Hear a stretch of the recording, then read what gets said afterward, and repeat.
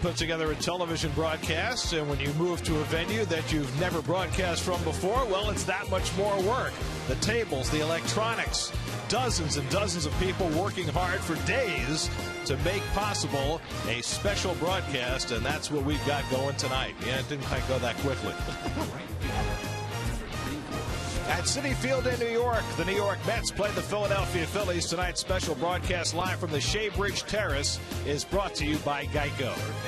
And a pleasant good evening, everybody, and welcome to Citi Field. Gary Cohen, Ron Darling, Keith Hernandez, whichever one of you is in whichever place as the Mets take on the Phillies tonight. And we have moved about 500 feet away from our usual location. We are out just to the left of the Shea Bridge, about 500 feet from home plate. It's a little different perspective, gives us a chance to look at the game from a different angle. You know what I think is great, what I'm going to try to concentrate on, I feel like I'm in Juan Lagares' back pocket. So I'm going to watch him playing center field. It's a really great perspective for us to look back on our booth and see the crowd that's here. And even more importantly, we're just left of the Apple. So if the Mets hit a few home runs tonight, we'll see the Apple in a close proximity. That'll be fun. What are you looking forward to seeing tonight? Well, as an old infielder, I know where everybody's supposed to be on the field. I'm hoping for a lot of Met gappers in the outfield, be able to watch the infielders, particularly the middle infielders, as they work the field. The play is right in front of me, right behind me here. And as the ball's going to gap, the cutoffs, the relays, it'll be a great view and a different view from center field.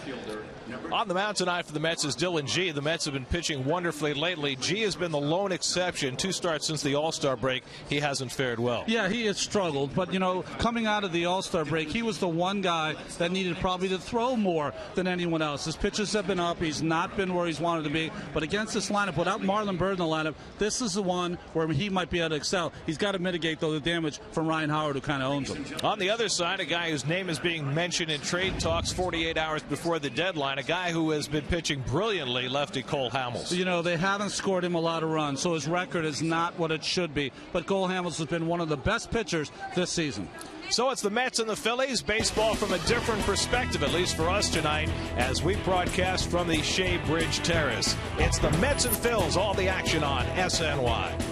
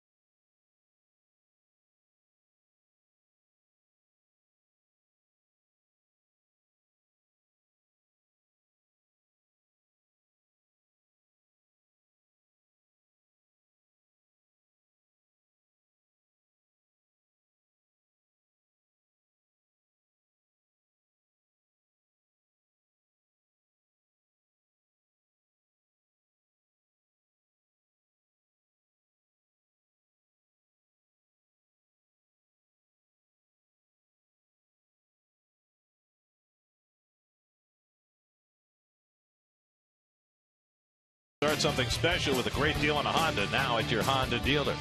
By Geico. By Heineken, open your world. By Citi, every time the Mets hit a home run at Citi Field, Citi will make a $2,000 donation to a local community partner courtesy of the Citi Thank You Home Runs for Community program. And by Chevrolet, proud sponsor of the New York Mets. Get to Mets.com/no fees and pay no service fees for any tickets purchased for any remaining game this season. Hurry to save because the offer is only available through tomorrow. That's Mets.com/no fees to purchase tickets without any fees. Here's your AT&T fan photo for tonight. And it is Mr. Met and all of his friends. Well, some of them anyway. He's got millions and millions of friends from all corners of the globe. Mr. Met is on a tour right now, Gary. He is a globe, by the way. Dylan G. Mets wearing their Los Mets uniforms tonight. G hopes that brings him some good fortune. First pitch coming right up.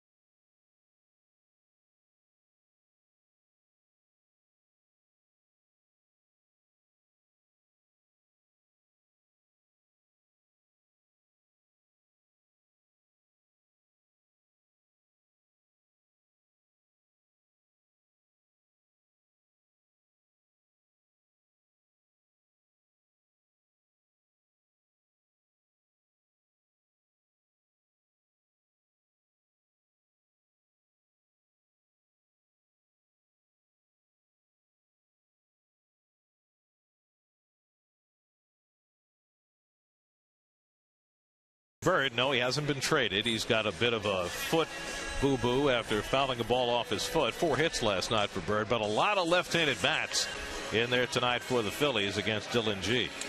Well, the good news is that Dylan G, 37-29 in his career, has always pitched well here in Citi Field with a 3.15 ERA. Those are the Caesars numbers.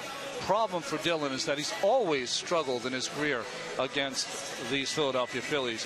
And I mentioned Ryan Howard, 6 home runs in his career against Dylan. And we'll take a look at your Lexus Metsy defense. And Chris Young got another base hit last night. He's getting playing time in left field again. Flores gets a start at shortstop. And, of course, with the left-hander out there, Duda gets a spell. Eric Campbell gets to play a little first. And d'Arnaud had a big night last night behind the plate. Well, this is our perspective on the proceedings tonight. Try not to be blinded. But it's a nice view. I like this. It's a little different from the Pepsi porch view we've had in past years. I think you get a more greater perspective of the ball off the bat here. We can see right into the hitter. Dylan's first pitch is in for a strike to Ben Revere, and we're underway. Revere 2 for 5 last night, including his 18th infield hit of the season. Well, if you've got any kind of peripheral vision, this view right here, what it allows us is to see the whole field, particularly the infield. We can see everything in front of us. That's what I like. We actually have a better view of the outfield corners than we usually get. The only thing we lose here is the deepest part of center field, right near the apple, as G works the fastball away, and it's 1-2. Revere, Rollins, and Utley for the Phillies, who are 46-60 on the year. They are perspective on the outfield. Foul away. Everybody's trying to talk to me here. I got it. Hey, I'm working here.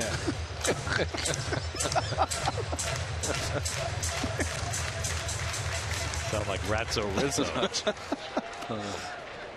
Walking here. 1-2 on the way to Revere, and it's in on the ground, right back to G, and that's the first out of the night. Well, Ronnie, the first game, you didn't see G's 2 starts, probably on television you did, knowing how diligent you are, but G was just rusty in his first start in San Diego, but in Milwaukee, he really got his fastball was hit, and he got his blood up, and he just kept throwing it. Yeah. They rocked him.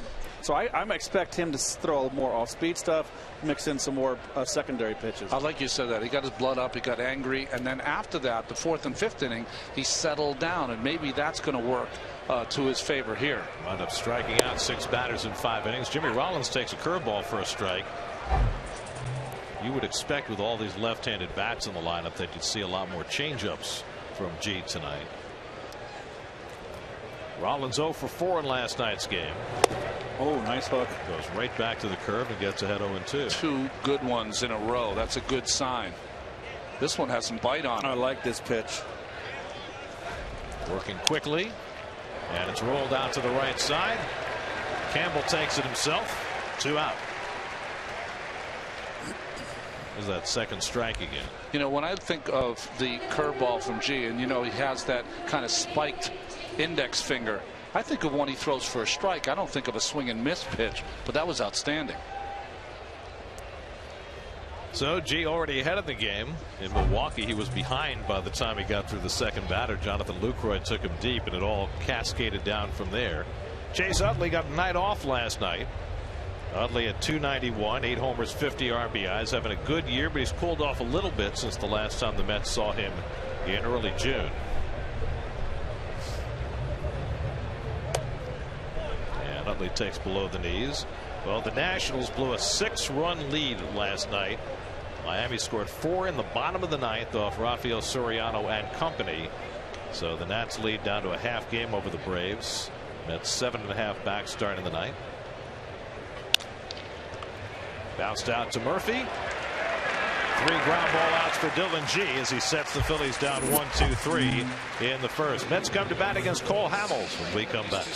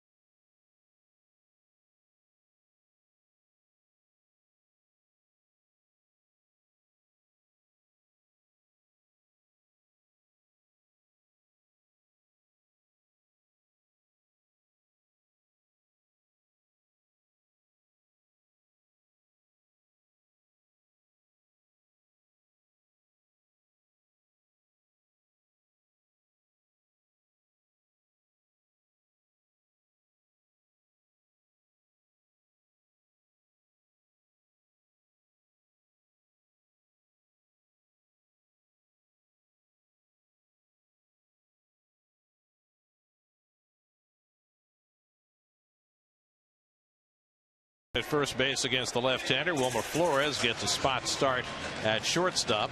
Chris Young gets another start. He's been swinging the bat better the last few days. Travis d'Arnaud coming off his big night, and that's the unit the Mets will send up against Cole Hamels. Well, 104 and 79 in his career against the Mets. This will be his 30th start against the Mets, and he is 7 and 14 in his career. He's had 2 starts against the Mets this year. Pitched well in both. No decisions in both. Throws a fastball for a strike to Curtis Granderson. Granderson 0 for 3 and a walk last night. Hitting a little bit higher average against lefties this year than he is against right-handers. And he pops one up in foul ground. Ruiz takes a look, but that'll go out of play. The Mets faced Hamels last on the 1st of June in that 5-game series in Philadelphia. It was a game the Mets rallied to win. But since that start, in 11 games, Hamels has gone 4-2 with a 1.74 ERA. That's how strong he's been. 10 starts since that time. He has not given up more than 3 earned runs. And he has his problems with the Mets. The Mets have always given him nothing but difficulties. 7 and 14 in his career against New York. He jams Granderson. He bounces it foul. He has not pitched well against him since he dropped the 5-letter word on him. Well, that's exactly right. After the 07 season, he said the Mets choked, and the Mets have really had his number since. Well, 6 when you use it in the sentence like that. Past Hamels, Utley hurries in to get it. Granderson is safe. An infield hit for Granderson to start the Mets' first inning. Boy, Utley was really slow coming in for that ball. He kind of circled the wagons there. He did beat it. That's one of those that you want to hate yourself as a pitcher, because if you let it go, it's an easy out. And I think that's what confused Utley. I think he expected Hamels to be able to field that ball. And Granderson beat it by an eyelash at first base. And let's not forget, it's not the legs of the old Utley. I mean, he's a lot older. Chase, he's had knee problems, not moving with as much agility when he was a youngster. So now Daniel Murphy, who's had 4 consecutive multiple hit games, 2 for 4 last night with a pair of doubles, 9 for 16 over the last 4 games, now has 127 hits, which ties him for the National League lead. So after a brief rough patch after the All-Star break, Murph has come alive again. Kudos to Ryan Sandberg for not coming out, to thinking about challenging a play that everyone knows is safe. Thank you, Rhino. Maybe kudos to his replay coordinator for letting him know quickly that there was no reason to come out. And there's Larry Bowa next to him on the right. Old Philly shortstop, ex-Met. 1-1 to Murphy, and he fouls back the cutter. Tied with Hunter Pence, who we'll see this weekend. You know, Cole Hamels always had a tell when he was throwing to first base. The Mets had it, but I think they've lost it, or he's changed a little because he's picked off some runners in the recent past. Fastball away, 2-2. Of course, it's hard to pick somebody off when Ryan Howard is playing away from the bag at first base. He's well in fair territory. And I used to do that, Gary, when I was late in the game and I was tired and you had a truck horse at first base. Or a pitcher. No offense, Ryan. Not taken again. Not running. He could run. Murphy hits one out to center field. Charging hard is Revere, and he makes the diving catch. And Granderson back to first. Revere plays pretty deep, so he had a long way to go for that ball. Play made right in front of us for the first down. And I noticed one thing here from this angle. We can see the sky right now. It's twilight or dusk, whatever you want to call it. Little gray clouds. It was hard to see the ball in the clouds. Ron. So true. I mean, that was the one thing. I looked at the ball. I looked at Revere. He had not moved. But the reason is because it's hard to pick up right now. Good point, Keith. Well, we both picked it up. Well, people think that it's only the sun that clouds your vision, as strange as that sounds. But clouds can hurt you too. Here's David Wright, 0 for 4 last night. David's got some great career numbers against Hamels, and he fouls one away. David has 5 career home runs against Hamels. A .329 hitter in 73 career at bats.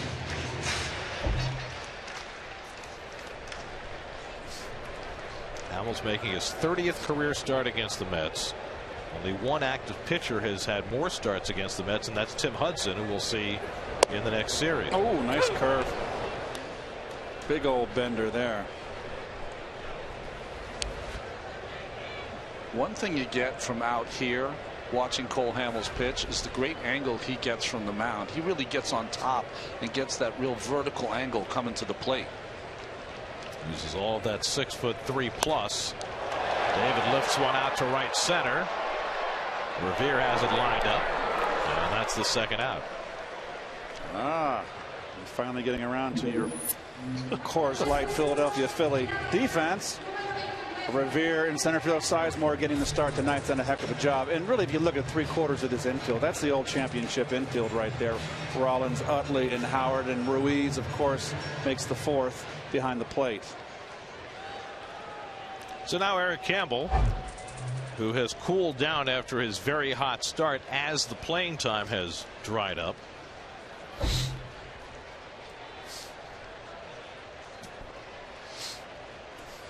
Granderson at first and 2 out. Campbell's hitting .327 against lefties.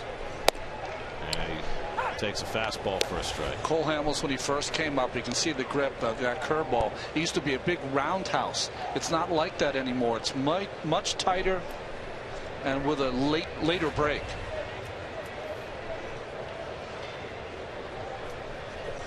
And he asked, ahead of Campbell with a couple of fastballs. Sorry, Gary. You asked why did he do that?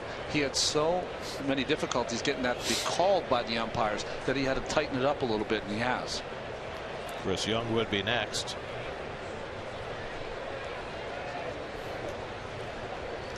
.93 miles an hour in that fastball. They've said that he's really throwing a lot harder of late. Hamels, part of his success. 94 there, Ron. And that's after a spring training where he complained of some tightness in his biceps and triceps. That's the first 3 weeks of the season because of that biceps tendonitis. Didn't make his first start of the year till late April. 1-2 coming to Campbell, and he fires one outside. 2-2, all fastballs in this at bat. He didn't start out so well, but really since that last start against the Mets on June 1st, he has kicked it in gear.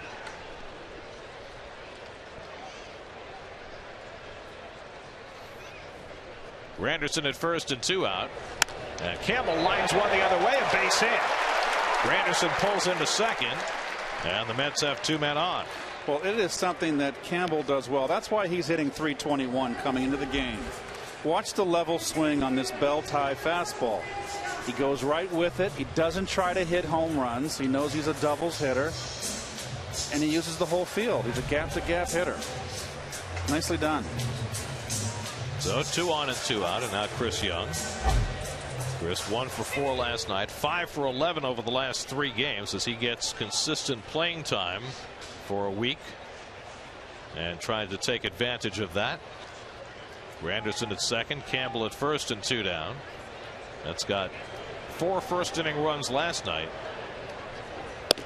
70 for the year, the most in the majors. Well, very little take back, a little hitch, but look at the balance and the level swing off the back foot, driving off that back foot. He's a nice hitter. He's done a heck of a job for this team. It's hard sitting Lucas Duda down as hot as he's been, but Terry Collins felt that was the right move, and Campbell makes that look good as that cutter rides inside. A ball and a strike to Young. You know, it's the other thing we can feel tonight. I don't know if you guys can feel it, but I can. Do you feel the wind on the back of your neck? The wind's blowing in. And I wonder, since we're not out here very often, is this a common occurrence? Yes, maybe that's why the ball doesn't carry. Because the flag is not blowing in, it's kind of blowing left toward right. And curved balloons outside, 2-1. Feels like when they turned the air conditioning up in the dome, remember? That's right. They used to, with Necro, they would put it behind home plate and blow it out towards the mound, folks. So it would give Joe Necro's knuckleball, make it break more. Cheaters. You need to find Some air conditioning for R.A. Dickey in Toronto. Could use the help. 2-2. Although he was outstanding last night At Fenway. Yeah. And they got him 14 runs. That was helpful. The ball jumps out of that ballpark. He found that out very quickly when he made his first start up there for the Blue Jays last year. 2 on and 2 out. 2-2 to Chris Young. And he won't go after the changeup, and now a full count. I see to our right here we got the mariachi band for your entertainment at home, folks. Right to our immediate right. I can't wait. Los Mets night. Yeah, Los Mets night. The Mets wearing their orange Los Mets uniforms. Well, there, a little more left. There we go. Baja Marimba band. Granderson and Campbell get set to run. 3-2 to Young, and he pops up the changeup foul and out of play. Still 3-2. They're ready, and we got very spiffy. Those are nice suits. So I can't wait to put the sombreros on. We got Cuppy up to our left too, in the upper tank above the Pepsi porch. This might not have been a good idea with you here. I think the game is very secondary here. Well, last night the Mets forced A.J. Burnett to throw 33 pitches in the first inning. This will be number 25 for Hamels. 3-2. He runs one inside and strikes out Young to end the inning. First strikeout for Hamels. He gets out of first inning trouble. After one, Band at the ready. No score. Cuppy.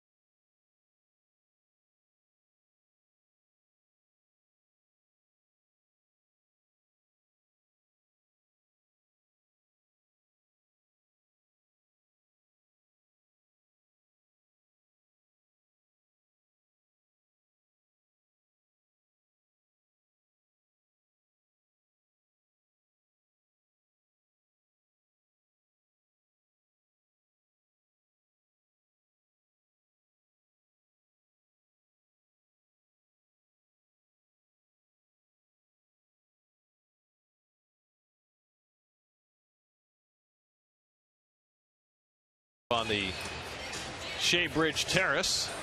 Here we are. There we go. That's Dave Freed in the check shirt behind us. He always wears check. What is up with that? It's a stats guy thing. Oh, okay. But so far the perspective's been great. We got to see the 2 catches by Ben Revere. I'll tell you something in just a moment as Ryan Howard steps in. This is a little inside baseball thing. You know, as a broadcaster, you always jot down the defense on a little diamond in front of you just to remind you in case you forget who's playing where. Well, looking from here, the defense is backwards. Yeah, exactly. Got to remember where right field is and where left field is. It's transposed. Ryan Howard 0 for 5 last night. Also dropped an easy throw at first base as his very rough stretch continues. Pulls one into the shift. Murphy from shallow right field throws him out. 1 away. Well, we are 500 feet from our usual home, and Oh, he's not eating donuts, is he? he is scarfing if that's a use that with a Jersey guy. I'm very happy that Kevin was able to find a nice venue for snacking. Eat up, Kev. Of course, we're closer to all the good food out here. There's lines everywhere. I noticed that. Shake Shack, Blue Smoke, Fox Freaks, everywhere. Ripped into left field. Base hit for Carlos Ruiz. And the Phillies have their first base runner of the night. Ruiz, who went 4 for 4 last night, just a week back from the concussion DL, and he is raking.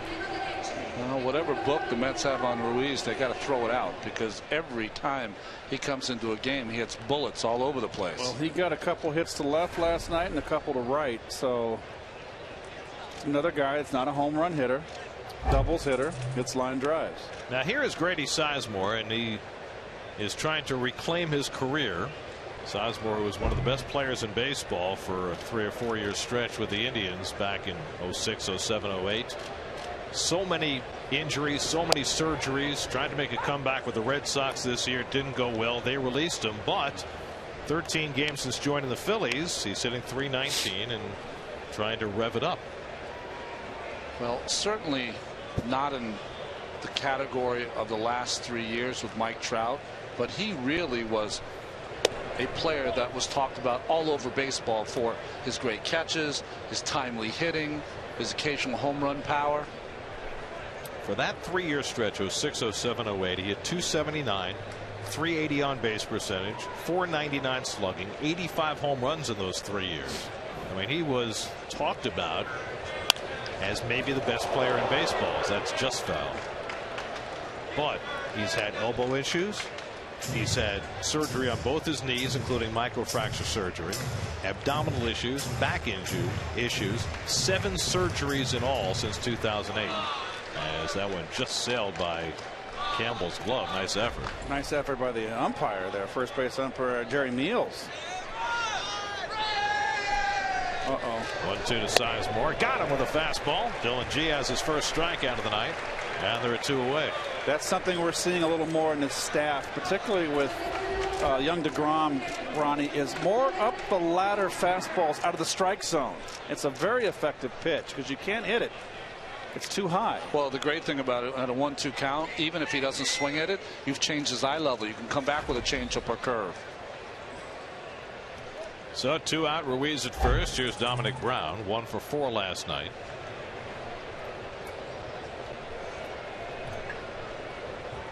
Brown at .231 for the year with just 7 home runs, and G beats him with a fastball to start him off. Another guy you can go up the ladder with.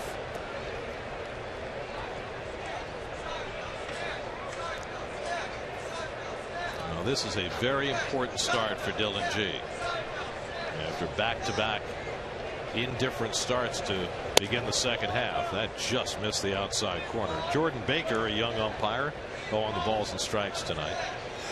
You also don't want to be the weak link in the chain. I mean, every day one of these starting pitchers is going out and being electric, including Cologne last night. Curveball away. Well, you got the 2 young guys, Wheeler and DeGrom, who've just been lights out, start after start after start. You got the old guy pitching well in Cologne. You got John Neese and Dylan G right in the middle there, trying to keep up. Well, with G, he's just been back. Both guys have been on the DL, so they're trying to get back to form. And the bullpen, it's really solidified this club. I mean, it really gives a reason that there is a ray of sunshine, I feel. 2-2 to Dominic Brown. Ground ball. Murphy boots it, and everybody's safe. Unnecessary throw by Daniel. That'll be an error all the way. Unnecessary throw because no one's backing up Flores. Wright has to stay anchored at third base. Chris Young didn't move in because he's figuring Murph's just going to eat this. And it's just, you know, an unnecessary throw. We've seen Murph do it too many times. It's just a miss right there. Is that they going to rule that an error? Yes. 13th error of the year for Murphy, most on the ball club. So 2 out and 2 on. The number 8 hitter Cody Ashe will get a chance. Ashe went 0 for 4 last night. and takes the changeup away.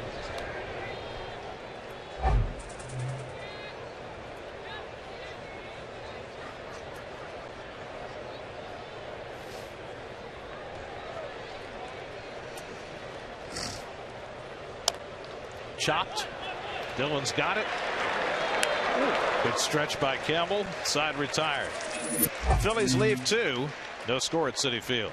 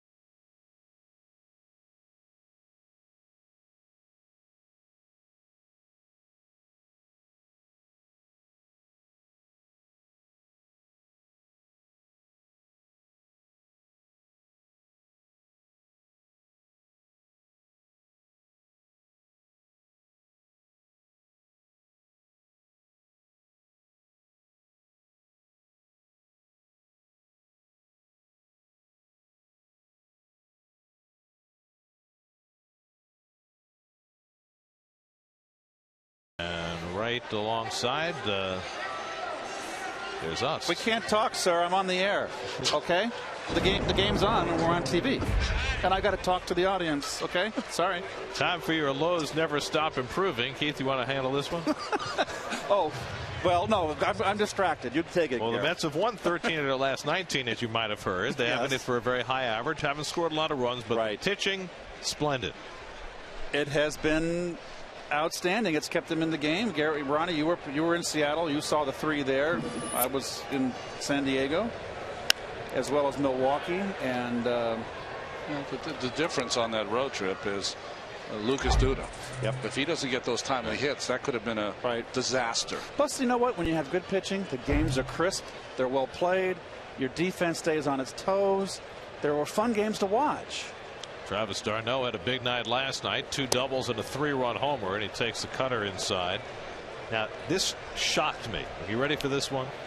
d'Arnaud's 3 extra base hits. First time a Mets rookie's had 3 extra base hits in a home game since Greg Jeffries, 1989. I mean, can you believe that? 25 years since a Met rookie had 3 extra base hits in a home game? Really? That's beyond crazy. I remember, and I know it wasn't a home game, but Nick Evans in his first game, didn't he have 3 doubles? 3 doubles in Colorado. That's drilled foul. By the way, Nick Evans was just released by the Diamondbacks to allow him to sign with the Rakuten Golden Eagles in Japan. And it was like his send-off the other day. He had a 3-run homer in extra innings to help them win a game. So good luck to Nick as he joins Zach Lutz on that team as well. So it'll be 2 former Mets playing for Tanaka's old team. Just inside, and a full count to d'Arnaud with Lagares and Flores to follow. That was when Tanaka could make a full season, when he was pitching for that team. And he had Casey McGee hitting home runs for us. That doesn't happen anymore either.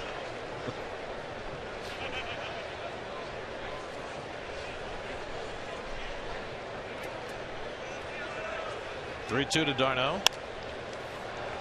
Down the right field line. Sizemore takes a look, but that's out of play.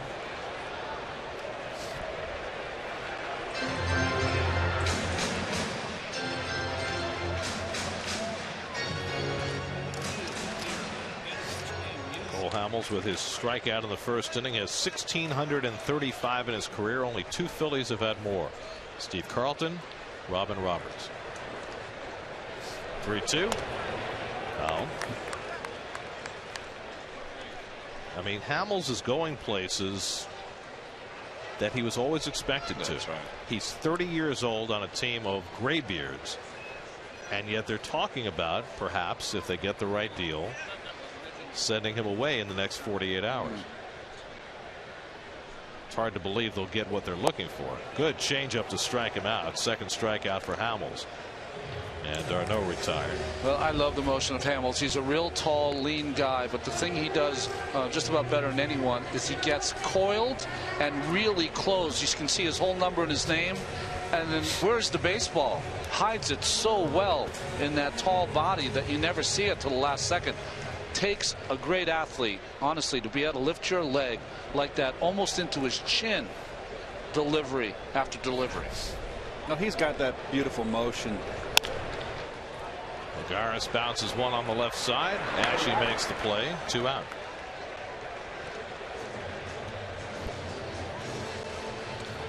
It's interesting. Just like left-handed hitters, good left-handed pitchers just look smoother than right-handed pitchers.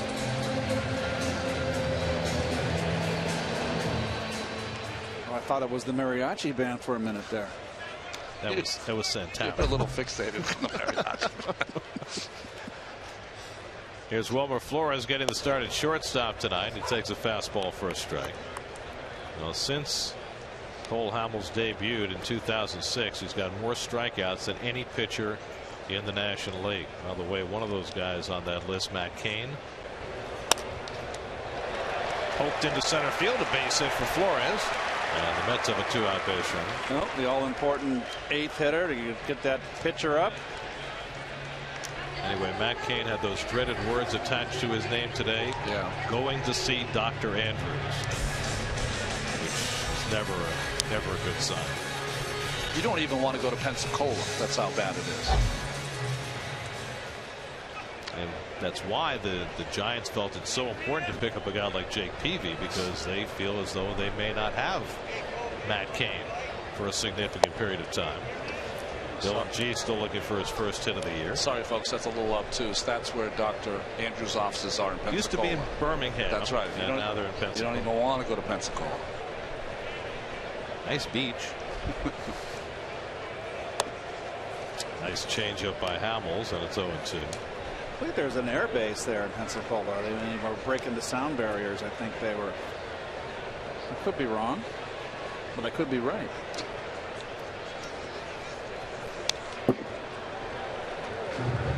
You're channeling your Billy Joel right there, aren't you?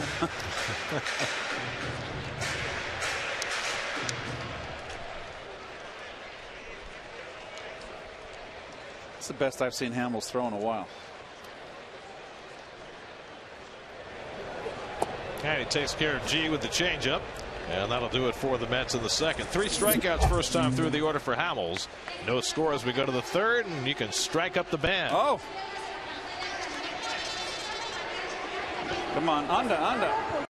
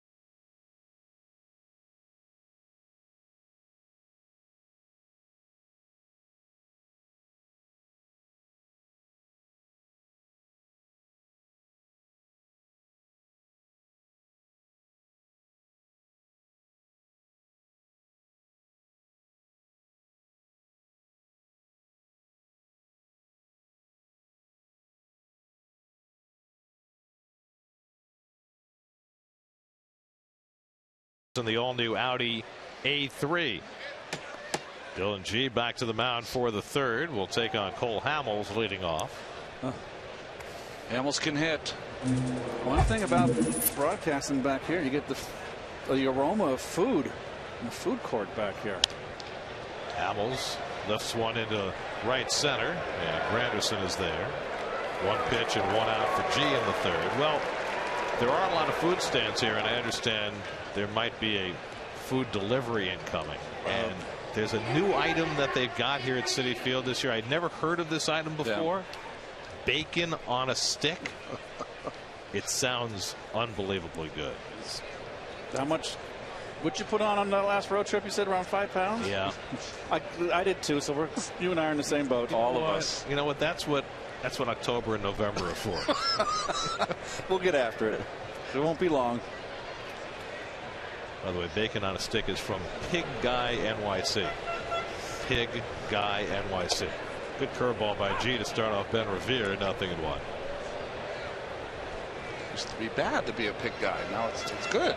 It's fashionable to go all pig all the time. 0-2 to Revere. They tell me the bacon on the stick has a sweet maple and spicy glaze. Oh. Grounded down to Campbell, and he'll take it himself. They better serve us pretty quick here. There's 2 outs. Well, there's always next half inning. Follow every Mets game with MLB.com and bat on your favorite mobile phone or tablet. Get live look-ins, instant replays, scores, stats, audio, free MLB.TV game of the day, and more. Download on the App Store or visit Mets.com today. So G looking good early. 2 out and nobody on. Here's Jimmy Rollins, who has had G's number. Grounded out his first time up, and with that dropped just below 500 against G for his career. 11 for 23.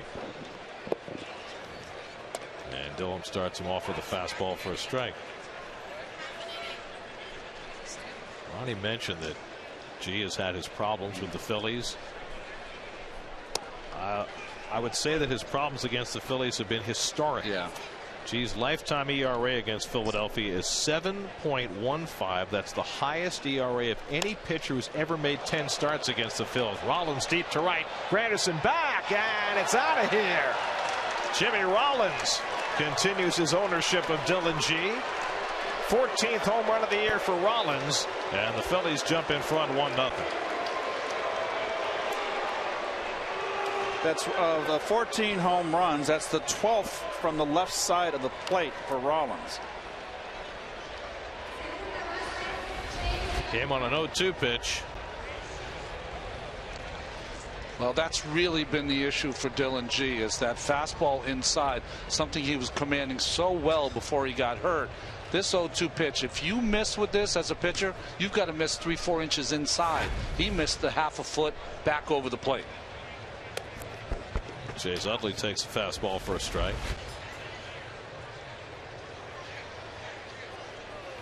Right into the netting above the orange line. Knocked some papers askew. They all count. Was there an article in the Wall Street Journal today about Abreu is the king of the cheap home runs? Did you read that? No. That he has of his 30 home runs, like over 20, they're just over the fence. I go, well, who cares? It doesn't matter. He'll still be rookie of the year. Yes. Jammed out to right, and there's Granderson to grab it. Side retired.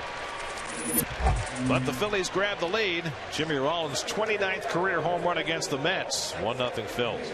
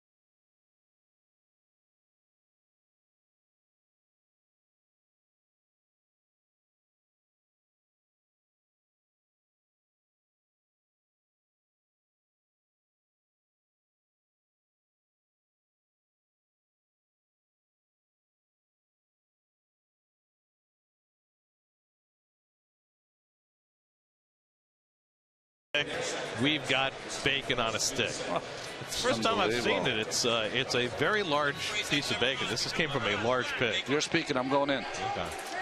Hey, bring it on. They went out of the park. By the way, this is outstanding. It's great. It's really good. Got good maple Is it? flavor. Yeah, it's really good. I don't know if we can eat and do the game. Excuse me, I'm speaking with food in my mouth. That's outstanding. You were brought up better than that. I know. Top of the batting order, Curtis Granderson leads off in the home third. Let me swallow.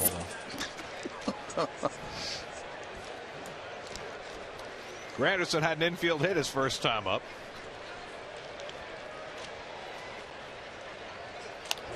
And Curtis pops one up.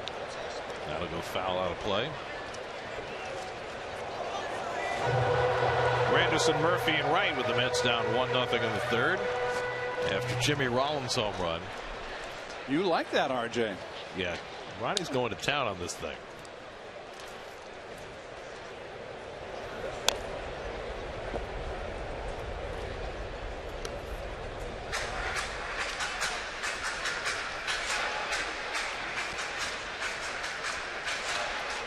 That was some good eats. That was outstanding. That really was. You know what's good about that? It was nice thick slab cut, of bacon. Thick cut. Very important. Line, right field. That'll fall for a base hit. Granderson's 2 for 2. So Curtis, who had that 0 for 17 that he broke out of in Milwaukee, has begun raking again. Just got the breaking ball up, not away. Got it outside, but Curtis hung in there pretty good. Got off the end of the bat. You know what's good to see? He gets a hanging curveball, but Curtis against left-handers since the All-Star break has really struggled. A couple hits early. So the Mets get the leadoff man on in the third. Tying run aboard for Murphy, who lined one into center, and Revere made a nice diving catch to take a base hit away. And Hamels pops the fastball in for a strike.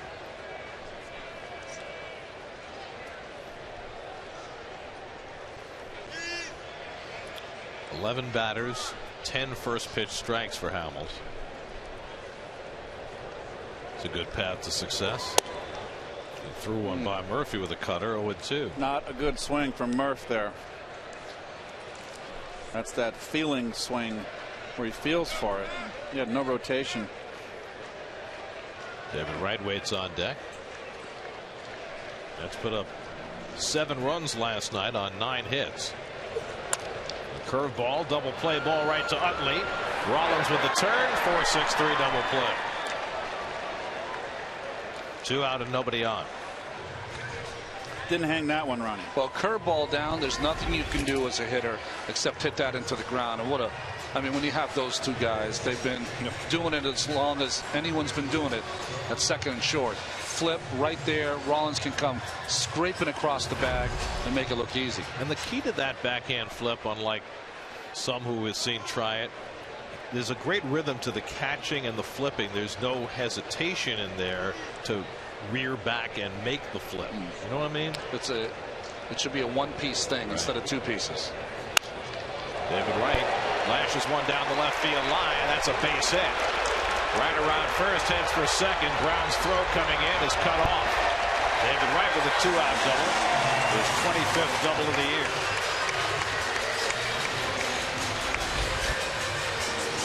Fifth hit for the Mets here in the third inning. They're hitting Hamels but can't push anything across. David, of course, hitting over 300 against over 400, excuse me, against left-handers this season. That's an easy stand-up. You can. Oh, he didn't stand up. I would have dropped it down in the second gear. So a runner in scoring position with 2 down, and Eric Campbell, who lined a base hit to right his first time up. Nobody covering.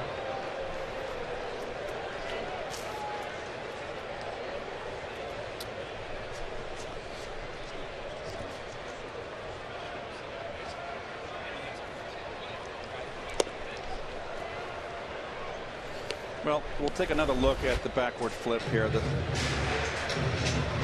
Just a little shovel, sideways shovel pass.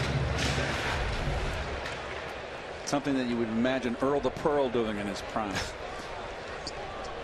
Now you've confused 90% of our audience. You know, there is some mechanics to that, though, and that is when you watch it. Oh, this changeup. We're going to the changeup here, and a good pitch by Hamels. Well, and it's like any other sport. When you get that ball, you have to walk it to the shortstop. That makes the throw right where it's supposed to be. Hamels threw all fastballs to Campbell first at bat. 2 changeups to start him off here, and he's ahead 0-2. And again, nobody covering, just giving a glance at David Wright. You never get that, by the way. You know, you're not holding him on. Maybe that's the pitcher's passive aggressiveness of Hamels to let Rollins know, well, try to hold him on a little bit.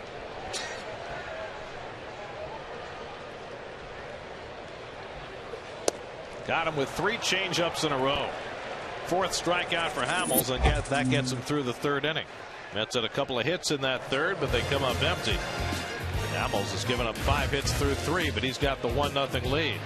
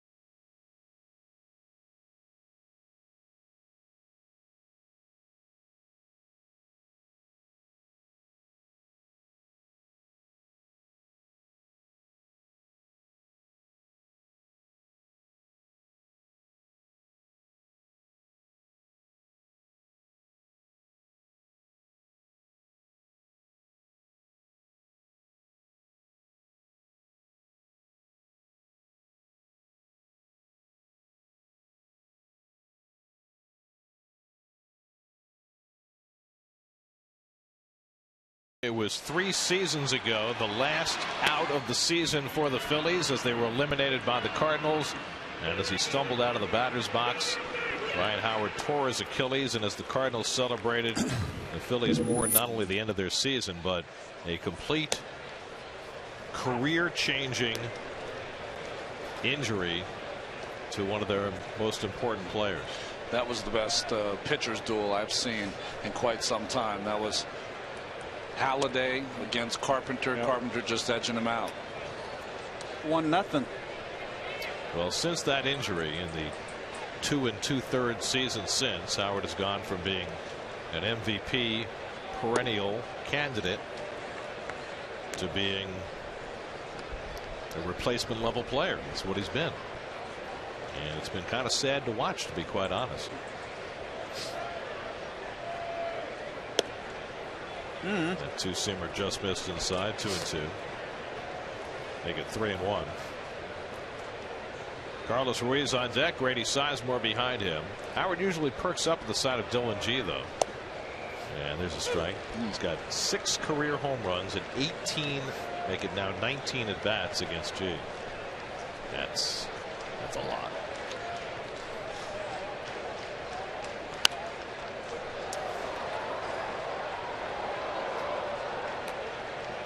Most home runs by a batter against one Met pitcher. Howard needs 1 to join the pantheon. Look at Stargell, 122 at bats. That's good. That's ball 4, and Howard's on with the leadoff walk. First walk given up by Dylan G. Well, last time we saw Kevin Burkhardt, he was snacking down in our booth. Kevin, are you still upright? Got really bad news for you. I found your stack of Swedish fish. Oh, so sorry, guy. You're on Ron's list. Don't mess with my Swedish fish, Kevin. Well, there's 1 down, and I got 12 to go, Ron. So you're in trouble. Got news for you.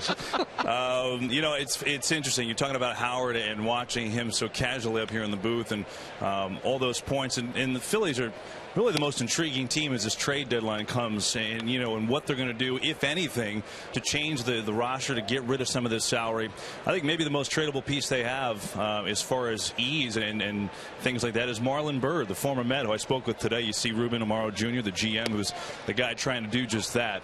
And Byrd told me, look, I think for me the uncertainty is really with my family. Last year it was a little easier. I got traded in August with the Mets. My family was already home back in California. My kids were in school, so I just drove to Pittsburgh. But now it's a little different. They've got to come with me.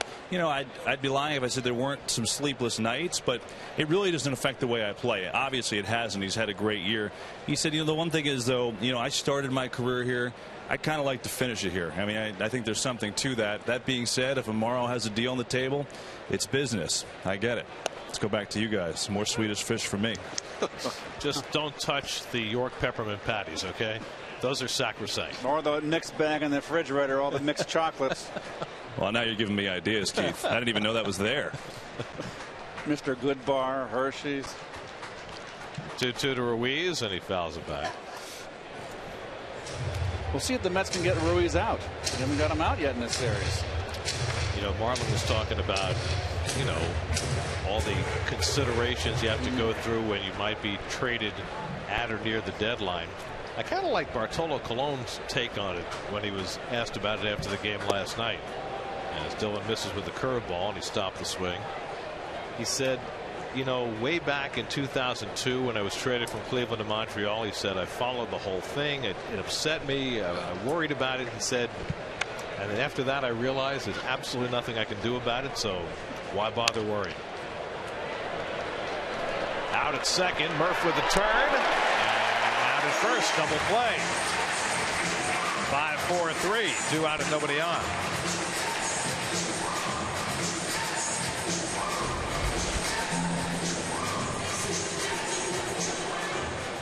Murph does a nice little dodge there. Opts to back off into right field. Nice double play. Finally get Ruiz out.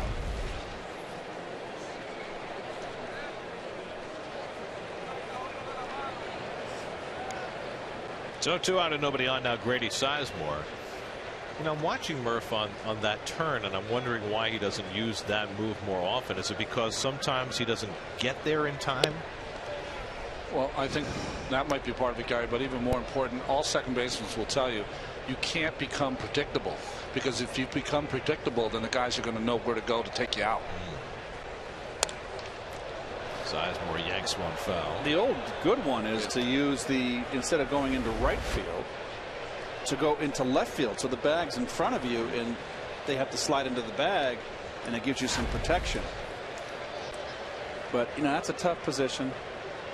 Turning that pivot is so critical for your infield defense. It's such a critical position. I was just wondering because Robinson Cano used that move that Murph just used the other day, and I'm wondering whether Murph watched that and said, maybe that'll work for me in terms of getting me a little more protection and being a little more under control. Robinson Cano is lucky he can do whatever he wants because he has probably one of the best infield arms in baseball.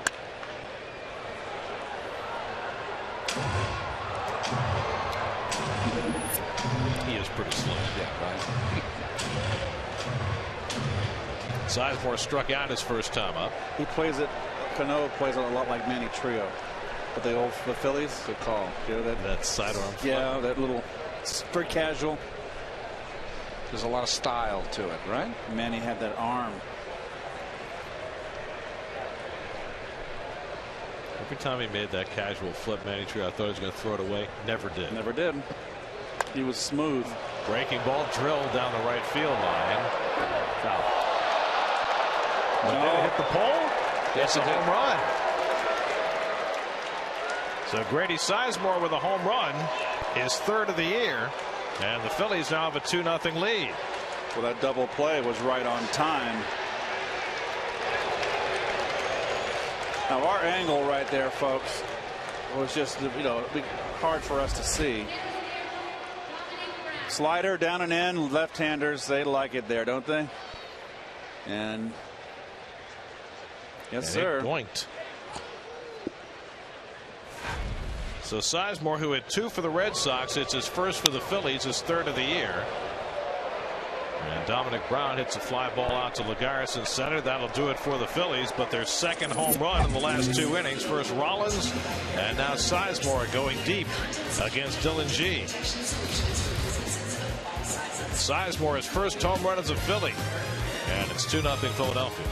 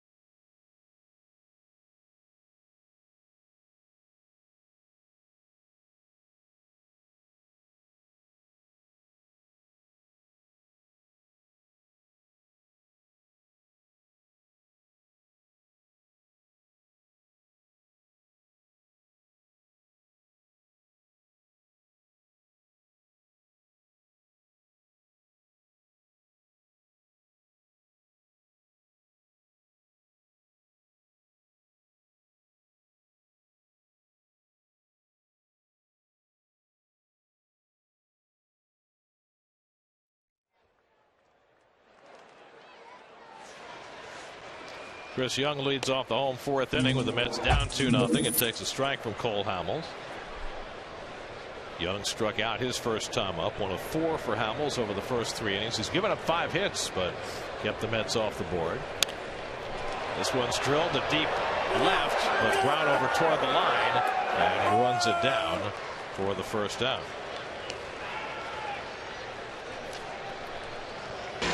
Check out SNY.TV for an inside look at Jets and Giants camp with up-to-the-minute news, interviews, and player profiles, plus a complete breakdown on all the latest developments straight from camp on the JetsBlog.com and BigBlueBlitz.com, all part of the SNY.TV blog network.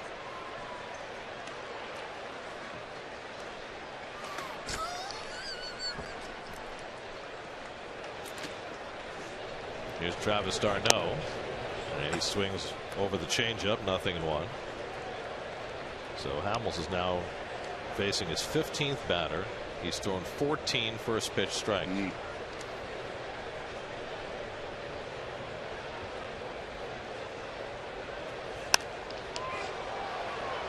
Down the right field line, over comes Sizemore near the sidewall, and he can't make the catch.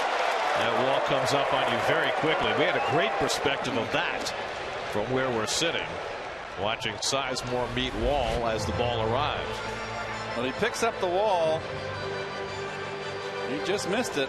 Did everything right. Catch it. I think there's an inclination for every outfielder as you get close to take your eyes off it at the last second. But that looked more like the glove just got right in front of his eyes.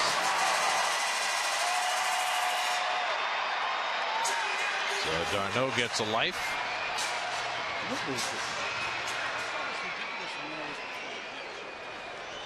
Juan Lagares waits on deck, and they said no error on the play on Sizemore.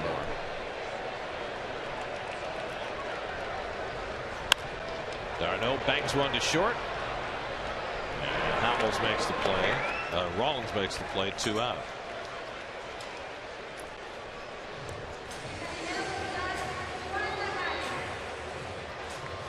Well, that is our perspective from up here. We've now seen a number of plays in the outfield. We lost one of them on the home run by Sizemore. I found it interesting just to watch, like the center fielders I've been concentrating on their ready position and how when the ball is pitched they kind of move forward or they move to the left, move to the right. It's you always kind of want to take that step in and get on your toes on the balls of your feet so you can get ready to move left, right, back, forward.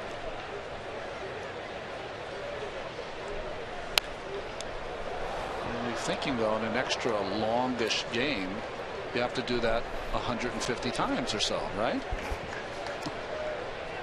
It exercises muscles that don't get exercised otherwise. People don't realize what it's like on a hot day to stand out there for 9 innings. I can't imagine being a pitcher. Off Hamels' leg, makes the flip. Howard can't catch it. Lagares is safe. It'll be a base hit for Lagares, and now we'll check on Hamels. Did you see how athletic Hamels was? He's smiling. He's fine. How athletic he was coming off that mound. And does a backhand too, Ronnie, on the throw. Hit him in the foot, backhand throw, and Ryan Howard tries to catch it with his bare hand. Look at his foot. That wasn't. That's bad footwork. He's had enough trouble catching with his glove.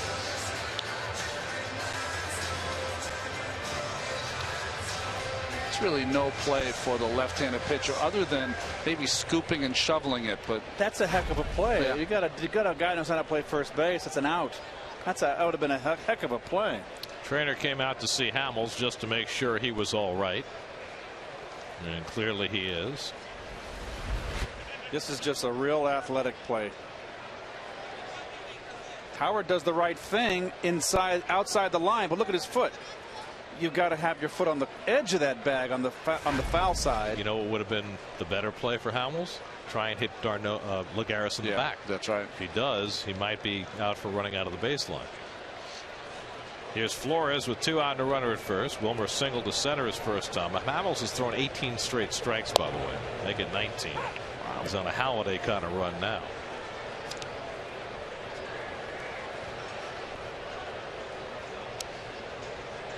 And 28 of the last 29. Last ball he threw was to Granderson 7 batters ago. And that pitch right there, Garrett, was his first ball. There was a purpose to that pitch. He did it on purpose. He pushed him off the plate. Dylan G would be next.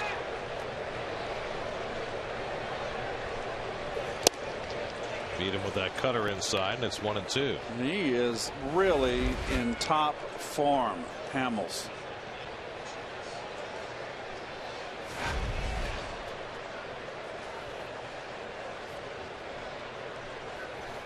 I think he's going to go back in there, Keith, only because Flores hit a changeup off him last time. Let's see. I think he's going to go away. Oh, and the check swing foul. That was a emergency ping pong swing there. Return to serve. The kind where you back away from the table and play deep.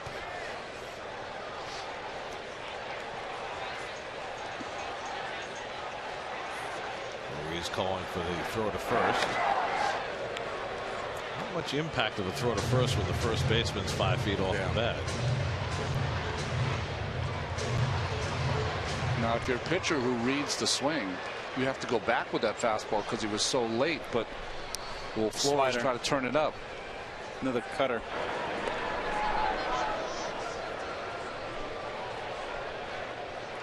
Lagares just 2 stolen bases this year, which has been a bit of a surprise because Juan can steal some bases. Rolled over. Ashe with the play. Side retired. An infield hit and one left. 2-0 Phillies.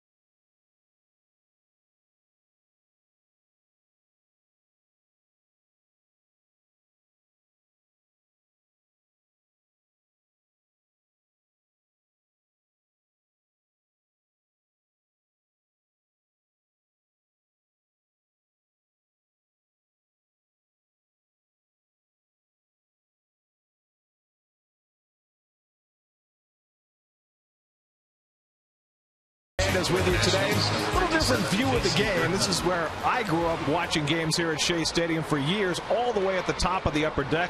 Those $1.30 general admission seats. Watching you guys down on the field. Marcus, got a couple hot dogs for us? Thank you. What do you charge? How much are they a piece? Are you buying, Keith? $5. That's outrageous. That's highway robbery. Could you make sure you tip the man? Make it 3, please. Well, we had fun with that. That was our first foray out of the booth into the upper deck at Shea in the last season of the old ballpark. Cody Ashley leads off in the 5th inning. Now here we are out on the Shea Bridge Terrace, our latest out of booth venue. I remember that because I was around 35 pounds heavier than I was a load. Keith, you still had your brush, and I had black hair. And I had the short crew cut. That was not very flattering. Kurt, I remember, said what did I lose? Your kind of mojo. My swagger. May I offer what I believe might be a minority opinion? But looking at that, I think you look much better without the mustache. Well, I don't know what to say. I mean, you were identified with that mustache for so long, I know. but I think you've now transcended it. Well, I'm used to. I'm done with it. It's over.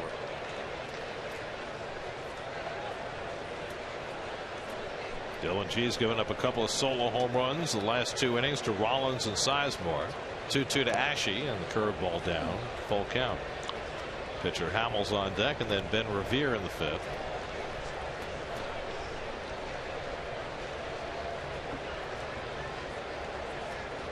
(3-2). Walked him. Leadoff walk to the number 8 hitter.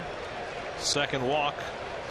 Second straight inning he's walked the leadoff batter. Jonas Schwartz and Joe Beningo will have all the latest rumors and speculations surrounding the Major League Baseball trade deadline. Plus, up to the minute news from Jets and Giants camp on Daily News Live, presented by Citi tomorrow at 5, only on SNY.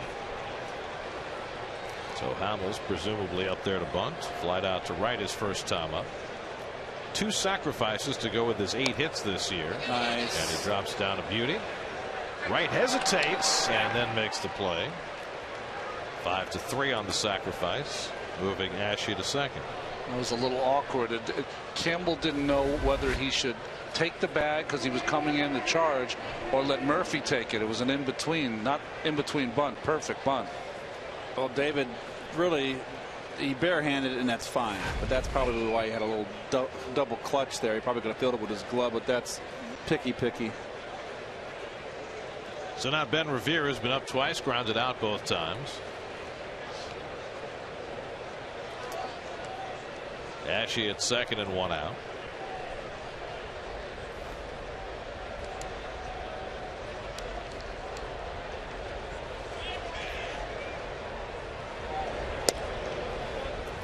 to Revere. It's a beautiful bunt. You see Campbell coming in, and you want to see that, and you just get a little confusion there. I think you got to take I got it, or let the second baseman have it. Yeah, just keep charging and just let Murphy get over there. That's one of those where you got a player in Campbell who is a utility man. He's got enough skills at a lot of different positions to play them. First, third, maybe even second. Sliding try by Flores, and he can't come up with a clean play. And Ashe holds at second base. That'll be a base hit for Ben Revere. Well, good base running by Ashe here. Ball hit to the right of the shortstop, and you're on second base. You got to hold, make sure it gets through. Nothing he can do. If he's running to third base and Flores picks that cleanly, throws the third base, you get the lead runner out. So good base running. So now 2 on, and Jimmy Rollins coming up. Rollins at an 0-2 pitch. Out of the ballpark to right his last time up, his 14th home run of the year. And that one sails for G. Ball one. I was going to say about Campbell, when you get a guy who plays a lot of different positions, it's got to be awfully difficult to be on top of all the intricacies of each position. Agreed. I don't know how much experience Campbell's had at first base, but really you look at it right there, there's a lot of inexperience on the right side of the infield with Murph at second, who really he's been playing second for quite some time now, but he didn't grow up a second baseman. So there's a lot of inexperience on that right side of the infield. If there's one thing you always have to remember, never be in between. Either be charging or come back. I think for a guy like Campbell who has some quickness, he should be charging as much as he can. Let Murphy take it. There's no reason for him to get back. My feeling is this, Gary. I'm expending all my energy to cover the bunt coming in. Right. It's Murph's job to get over to second base, which he was there. First base, excuse me. And let him just relax. It's a long season. That's a 5-4 on your scorecard.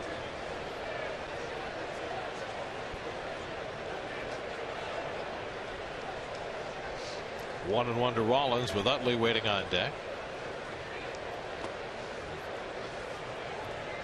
There are your city probables for the noontime start tomorrow, final game of the series. Zach Wheeler, who has been just splendid for the last half dozen starts. I'm telling you, his last start, his stuff was electric.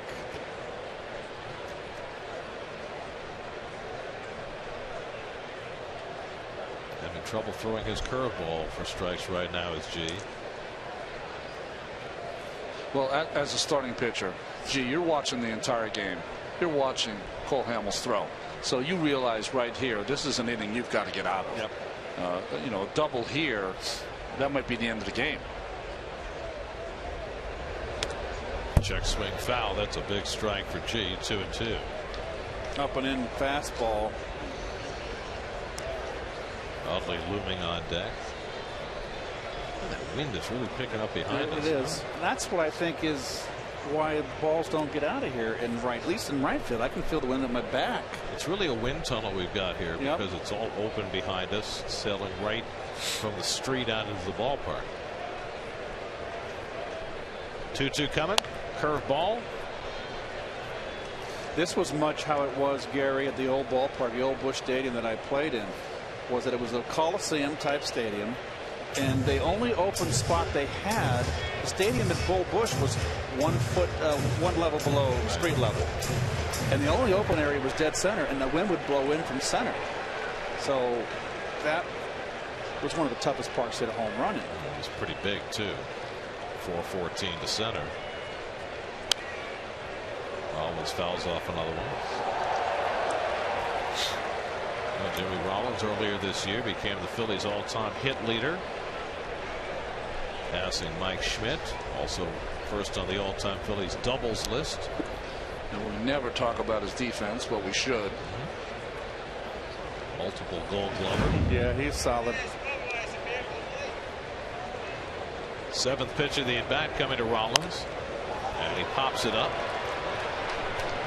Infield fly rule invoked, and Flores squeezes it for the second out. It's interesting to see the hustle of both Young and Lagares on a pop up to shortstop. They both were within 10 feet of Flores in case something happened. And again, from our perspective, that's something you notice because it's the closest thing to you, and you might ignore that if we're sitting behind home plate. But that's great to see.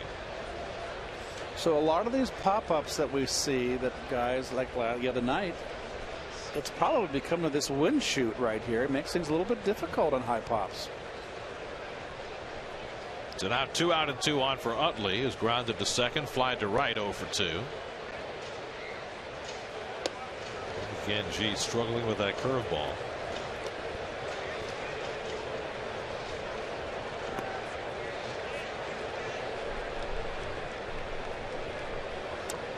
Chase Utley now in his 12th season with the Phillies. Drafted out of UCLA 14 years ago. Can it be that long ago? 35 years old now. There's a curveball that should have been a strike but wasn't called. 2-0. Boy, that's a huge pitch. Took a little off it to try to make sure it was a strike. I think it catches that front corner. Yes, it does. Boy, yes, it was a strike. Jordan Baker said no, despite the fact that Darno caught it so quietly. But now it's 2-0. And Utley pops one up. Easy for Lagares. Side retired. So G gets out of trouble in the 5th. We're halfway through at Citi Field. 2-0 Phillies.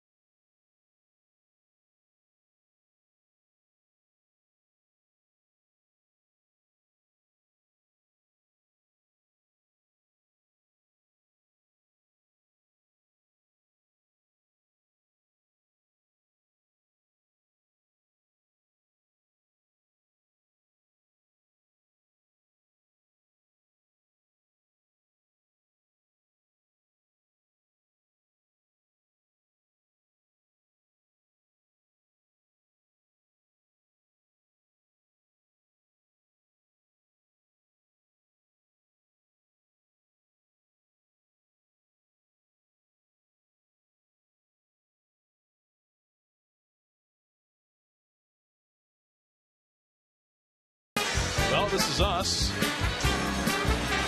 Out next to the Shea Bridge. You betcha he's classic. We've already had bacon on a stick. Seen a couple of home runs tonight.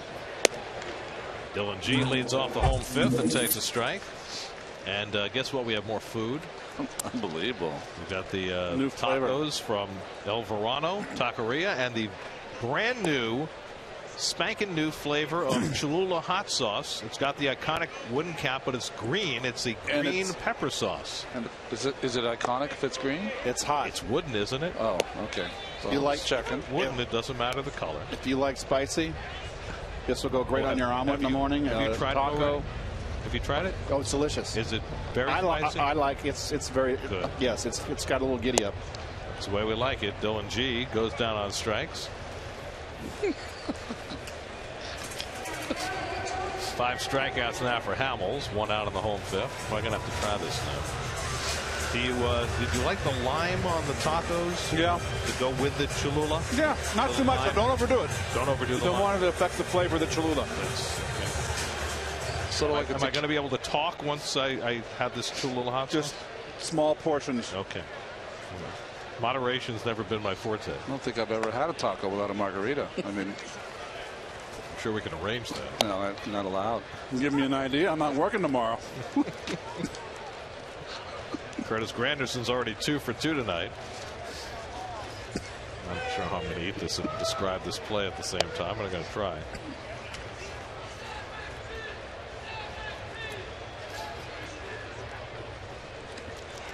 Daniel Murphy on deck.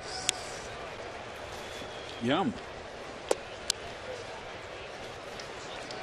Thanks for picking me up there, Ronnie. That was delicious. Good, right? Yeah, the hot sauce is perfect. The green pepper. Yeah, the green pepper is very nice. Very nice. I like it very much. Who are you guys? The Galloping Gourmet? 2-2 to Granderson. But I've always been a fan of Cholula anyway, you know. Galloping Gourmet, Graham Kerr. That's right. Yes. We're used to just think that the food was so good after he cooked it. Those are the old cooking shows. It was the British folks. accent. Made you think it was better than it was. That's right.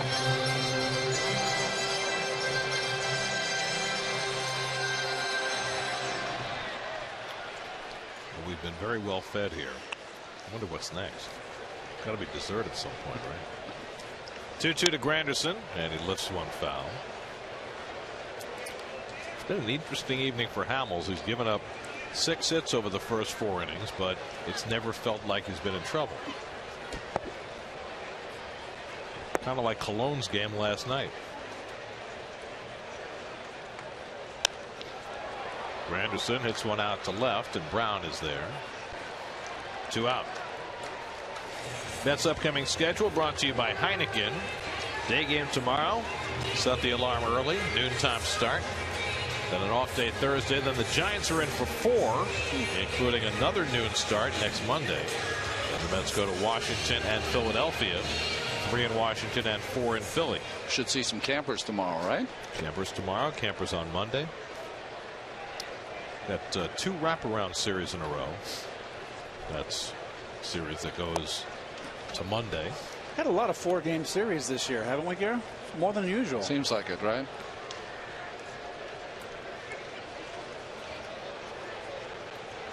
Hey, guys. Oh, cute. Hamels quickly ahead on Murphy 0-2.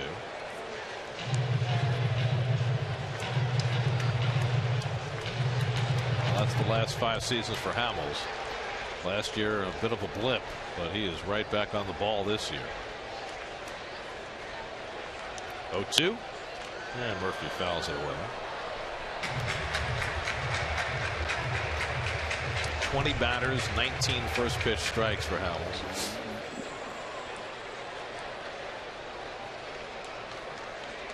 David Wright would be next. Hamels looking for his first 1-2-3 inning. Slap to Rollins. And the overhand throw gets Murphy. And Hamels has that first 1-2-3 inning. 5 in the books at Citi Field. 2-0 Phillies.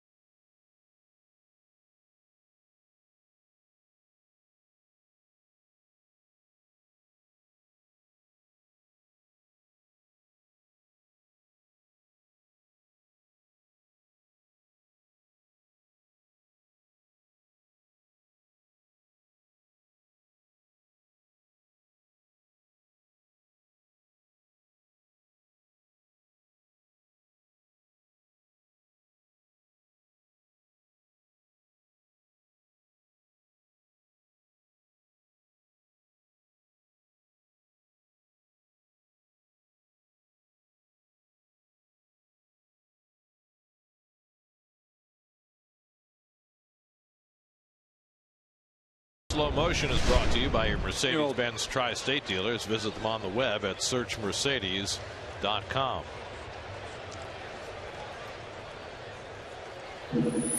Ryan Howard leads off the 6th inning. Howard is grounded out and drawn a walk, 0 for 1. There we are. Oh, yeah. We are a long way out. The bullpens are over to our left. We're a good, 100 or so feet behind the center field fence. So, Gary, you mentioned in between breaks that even there's Howard out on strikes. Good change up by G for only his 2nd strikeout of the night. You've had to do the whole game on the monitor. How do you feel about that? Well, it's not the way I normally do it. Normally I don't go to the monitor except for replays, but I just feel like it's a little far away from me to be able to pick up the pitches and pick up the ball off the bat. Now, back in the days when you were watching in the upper tank at Shea, it didn't seem to bother you. Behind the plate. Oh, that's true. It's a whole different perspective. I mean, also was only doing play-by-play maybe to yourself. Well, no, but when we go to Washington, we sit at a height behind the plate, which is very similar to the Shea upper deck, and I love that view from up there. Very much reminds me of watching the games back in the day. Carlos Ruiz takes it wide, 2-0. The outfield, to me, it doesn't look as large from this angle. It looks a little bit. It looks normal. Like it doesn't look like there's as much space between Chris Young and Lagares. They look very close together. Right.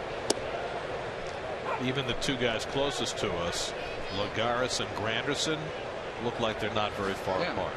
It's interesting because when you look from behind the plate, it looks vast, more vast.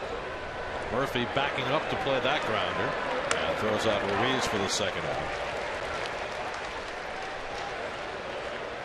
You know what it reminds me of? And I'll make a golf reference here. When I played golf, I'd be 175 yards away from the pin. But when you hit it on the green or whatever, and I never did. But when you get to the green, you look back to the behind you to the 175 yards.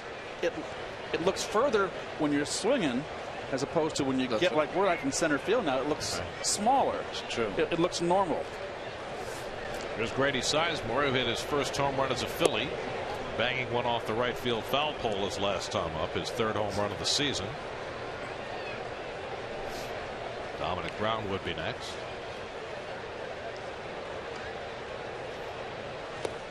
Chasing that one. Ball and strike. Here's a home run from Sizemore. Down and in slider, didn't get it in there. Just the way he did it back in the day with Cleveland.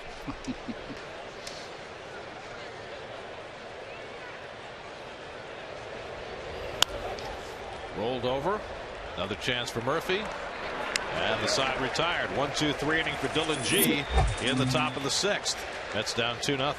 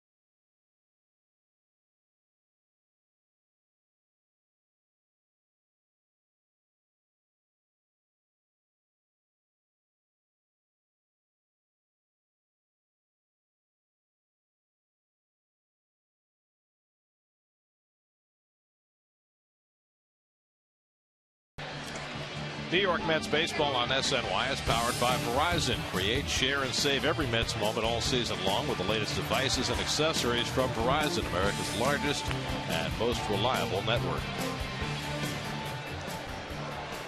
David Wright leads off in the home 6th inning against Cole Hamels, who has shut out the Mets to this point. David pops up the first pitch. Howard over hoping for a play, but Edward goes behind the dugout.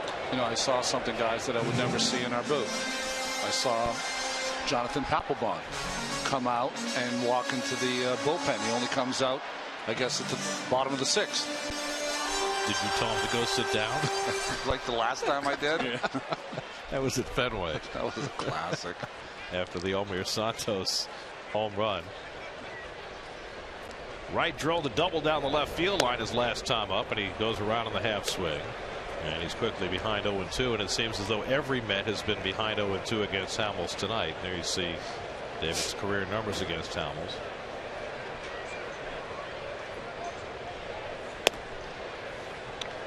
Starting to get up where, you know, it was interesting. We saw Kuzman and Seaver home runs given up to hitters, but there was 122 at bats by Willie Stargell. Oh, Hamels and David, when it all said and done, it might be around that number. 1-2, curveball in the dirt. Well, that was back. Well, the Mets were in 5-man rotations, but a lot of pitchers were in 4-man rotations. You play those teams 18 times a year.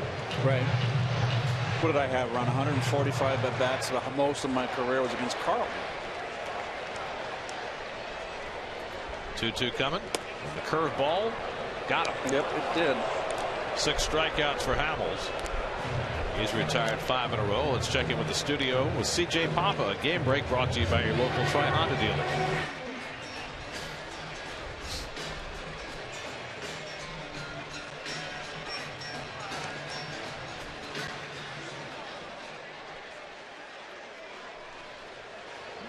Baltimore up 2.5 in the East. Angels a game and a half behind in the West, and with a huge lead in the wild card race.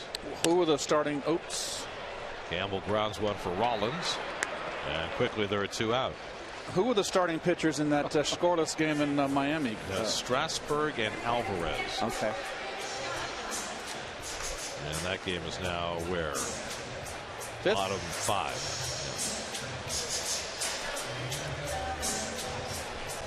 Chris Young comes up with 2 out and nobody on. Hamels had a good curveball all night long. This one's up. I just think it, but fooled David was that it probably started outside and broken on the outside corner. Young is 0 for 2, struck out, fly to left. Good changeup to start him off. 23 batters, 22 first pitch strikes for Cole Hamels.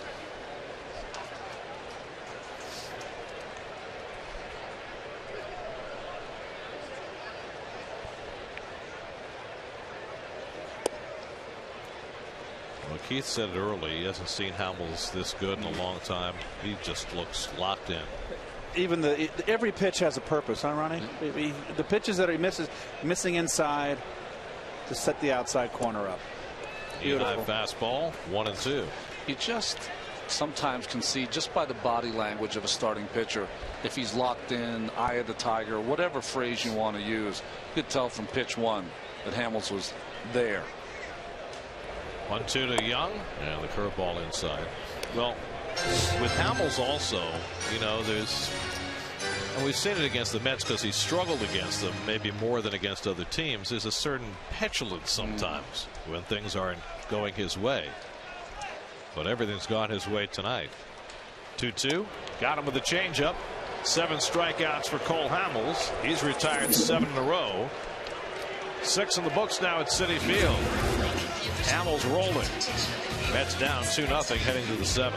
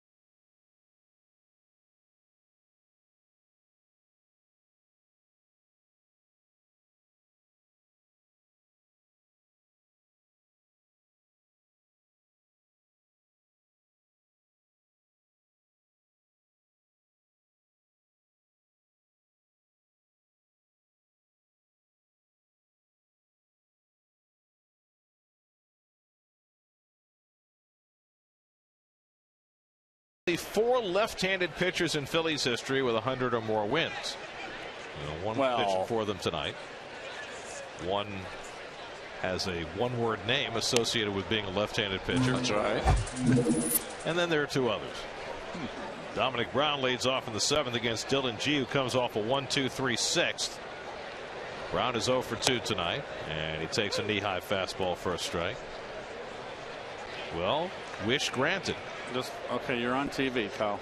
There you go. Very nice. Change up off the plate. 1-2 to Brown. Cody Ashe on deck, and then Cole Hamels. Hamels at 90 pitches through 6 innings. That one hooked into right center field, a base hit for Dominic Brown. Not a bad pitch, but Brown has the Phillies' 5th hit of the night. Change up out in front, keeps his hands back, out of the strike zone. What are you going to do? The only thing you can do is get it down more, and you might roll it over. Sometimes you got to tip your hat. So a leadoff base runner for the Phillies in the 7th, and now Ashe, who's 0 for 1 on a walk. Dolan has walked 2, struck out 2, allowed 2 runs and 5 hits.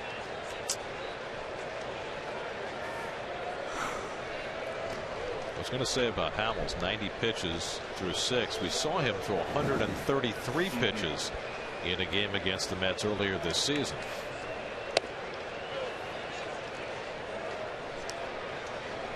And it really was the game that got his season going.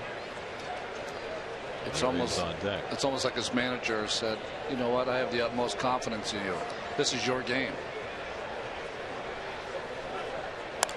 Ashe goes down to get that one and flies it out to left. And Young has it for the first out. I don't know how he even hit that ball. The ball was almost a foot inside.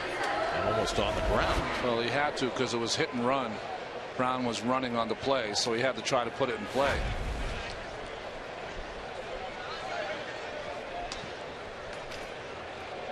So 1 out and 1 on. Now Hamels, who laid down a sacrifice his last time, 0 for 1 on the night.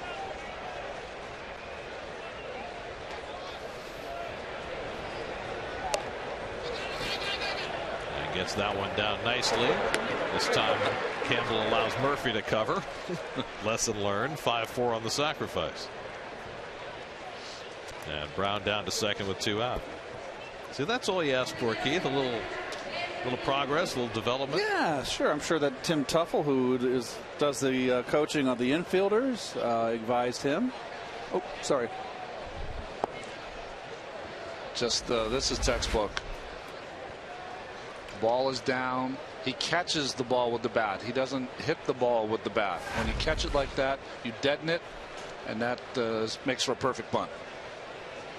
So now Ben Revere, who had an infield hit his last time up, 1 for 3 on the night, with a runner in scoring position and 2 out. And nice. Takes a curveball for a strike. Now I'll tell you another thing that I have trouble with watching from out here: the perspective of how deep the outfielders are playing. Now against Ben Revere, you expect them to be playing shallow. I can't tell if they're that shallow. They're shallow. You can tell left field and central. What's tricky about right field is that the concave fence, how it goes back in right field. See, from this angle, you know, is that particularly shallow? I don't have enough experience watching from this angle. Yeah, they're shallow. They're kind of they're shallow. Pitcher up shallow. So there you go. Thanks for helping me out there. Revere pulls one down to first, a foul ball. You have to remember in the infield here, 2-0 game. Anything on the ground that might be or look like it's going to be a base hit, got to try to dive it and keep it in the infield.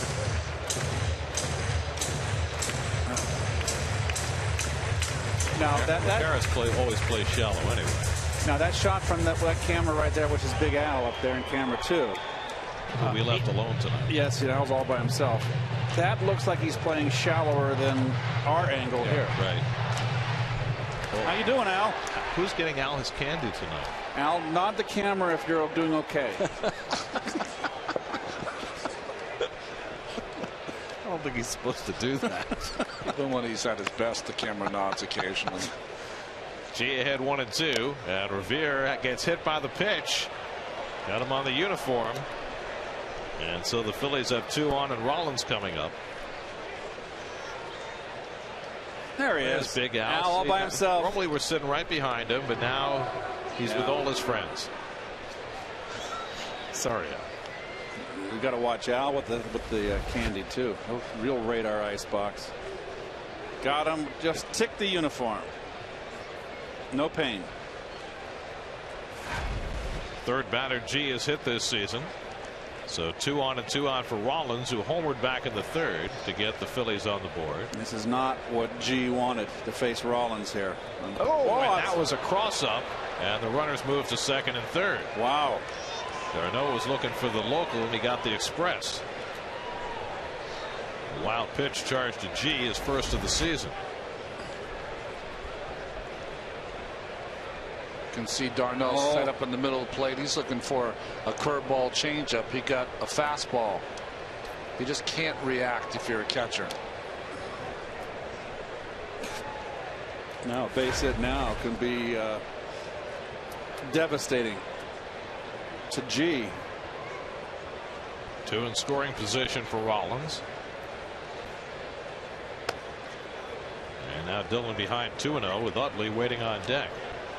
Now in their prime, of course, Rollins, Utley, Howard combination, just lethal. But you have to pitch, G, like this is a 0-0 game. You've got a base open. Do not give in to Jimmy Rollins. 100th pitch of the night for G, and he throws a 2-0 curveball, so there you go. Beautiful.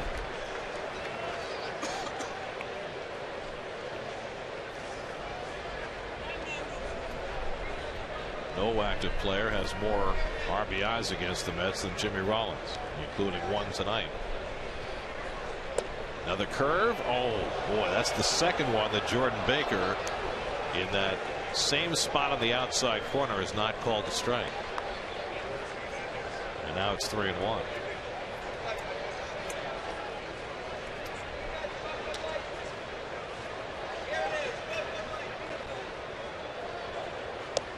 And there's ball 4, so he did pitch very carefully to Rollins. And now the bases are loaded for Utley, and that's going to be all for Dillon G. And a flip-flop, the lineup. Josh Edgin ready for Utley, and Terry's going to make a double switch. Might not have pitched as closely to Rollins if he knew that was going to be his last batter. Precisely. So G is out after 102 pitches over 6 2/3. He's pitched very well, a nice bounce back performance. Eric Young will come in the game as part of a double switch as Chris Young comes out, and Edgin will come in to face Utley with the bases loaded. Call to the bullpen brought to you by Verizon. 2-0 Phils. We'll be right back.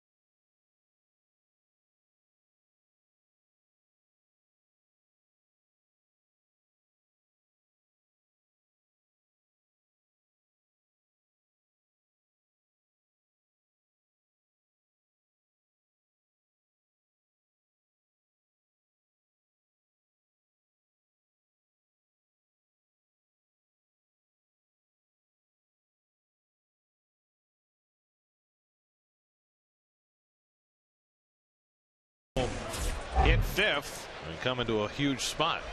Well, he has been so good, very good at stranding inherited runners, and even better at retiring that first hitter. He's going to have to be at his best here. Utley with the bases loaded and 2 out. He's gone 0 for 3 tonight, and he takes inside. Utley, who's adept at getting hit by a pitch, nearly got himself hit by one there. Just a killer. That pitch is almost splits the middle of the plate.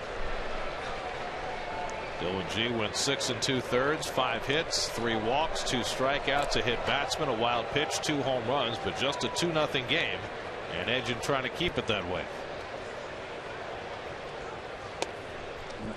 And there's a strike. Utley again trying to lean into one. Utley didn't like that call. He thought it bent around the plate. You definitely want that 2-0 count with the Sox intoxicated. Brown at third, Revere at second, Rollins at first. Good speed on the bases for the Phillies. Utley 1 for 6 against Edgin. That one was a home run. And he lays off the slider, 2-1. Big pitch here.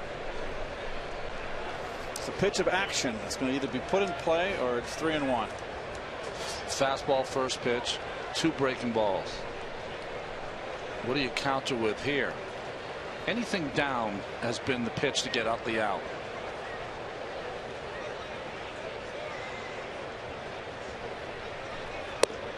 Down and in the strike zone. Nice pitch. Needed the call, got the call, 2-2. Knees in black, outside corner.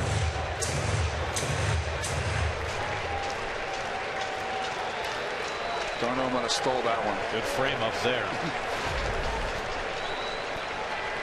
Bases loaded, 2 out, 2-2 to Utley. All the way. Utley, in a lot of ways, Ronnie, against the left-handers, is a lot like Murphy when he gets 2 strikes, he gets defense mode, likes to fight off until you make a mistake.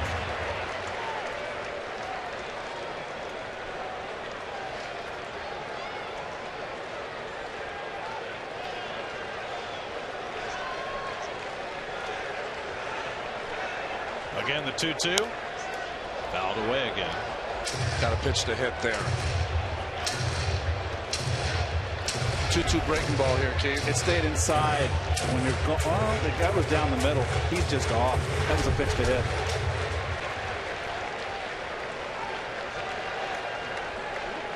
A single, a hit batsman, and a walk, filling the bases with 2 out. 7th pitch of the at-bat coming from Edgin to Utley. Hit in the air, deep right field. Back goes Granderson looking up, and it's out of here into the Pepsi porch. A grand slam for Chase Utley to break the game open. It's 6-0 Philadelphia. 5th career grand slam for Utley, his 9th home run of the year.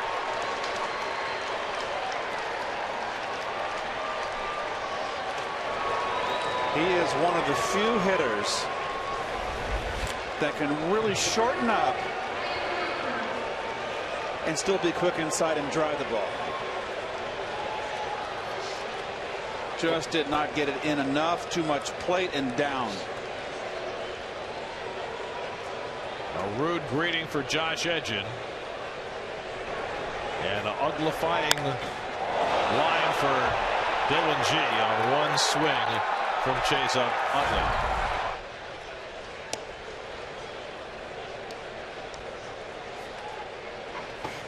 Well, that's what he's done with the bases loaded in his career. 5 grand slams, but a lot of productive at bats with the bases full. Fouled off a couple of pitches once he got to 2 strikes, and then found the Pepsi porch. The hit batter, that is the key to this inning, Revere, because then you got to the big bats. Yeah. And he was ahead 1-2 on Revere when he just nicked his uniform. And that's the one that Dylan will go home and probably just toss and turn over that one. 32 home runs for Chase Utley against the Mets, his most against any opponent. And G's numbers go from not bad to not pretty. There's a strike, 3-1 to Howard.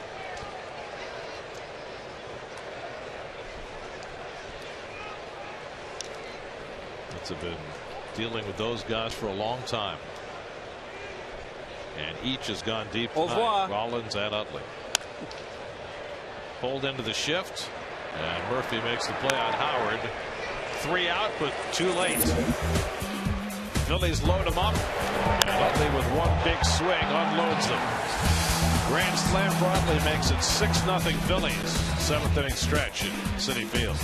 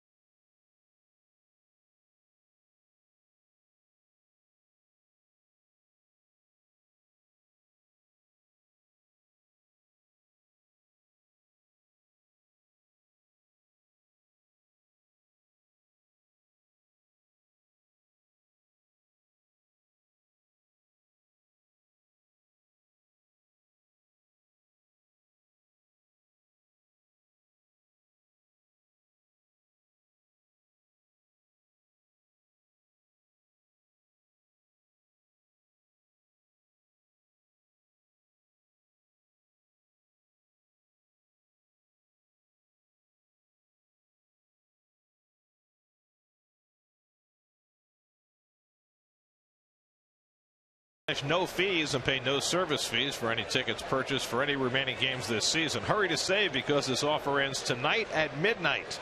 That's Mets.com/no fees to purchase tickets without any fees.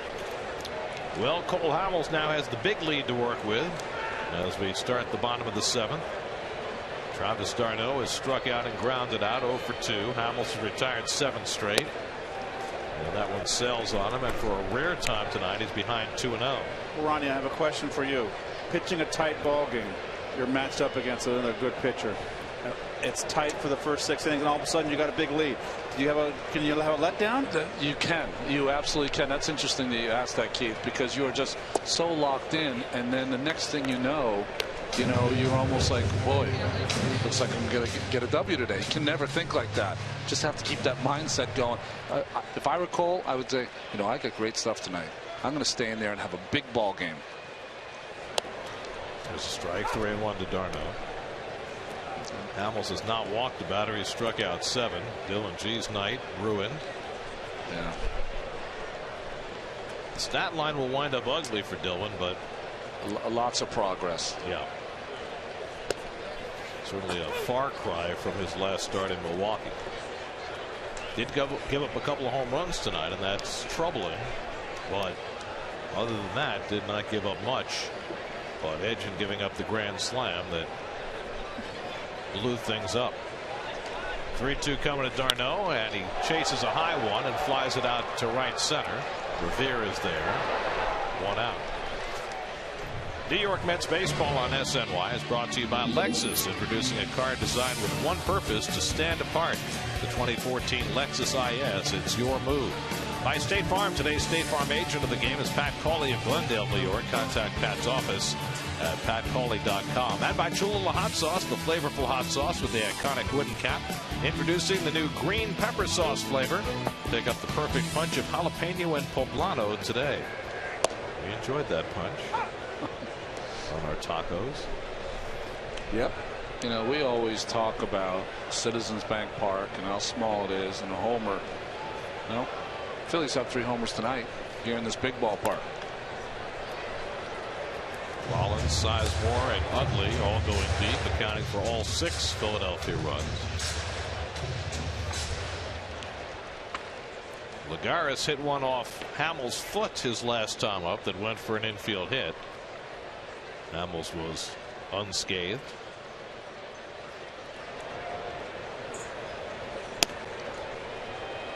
A little bit high, 1-2. Other way for Josh Edgin. That's the 2nd grand slam he's allowed in his career. First one, Ryan Howard.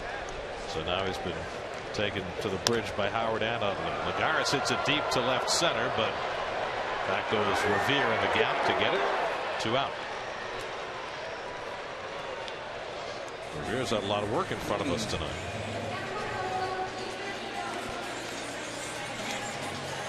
Just showing off who you guys were watching. You know, we were in his back pocket.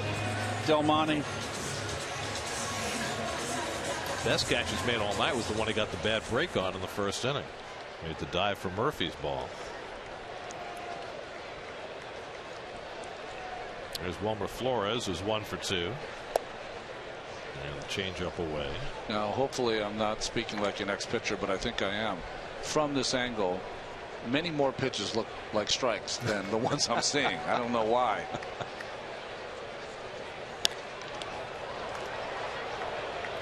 That's a quick inning. Flores pops it up for Utley. And a 1-2-3 inning for Hamels, who's now retired 10 in a row. He's on cruise control through 7. Phillies 6, Mets nothing.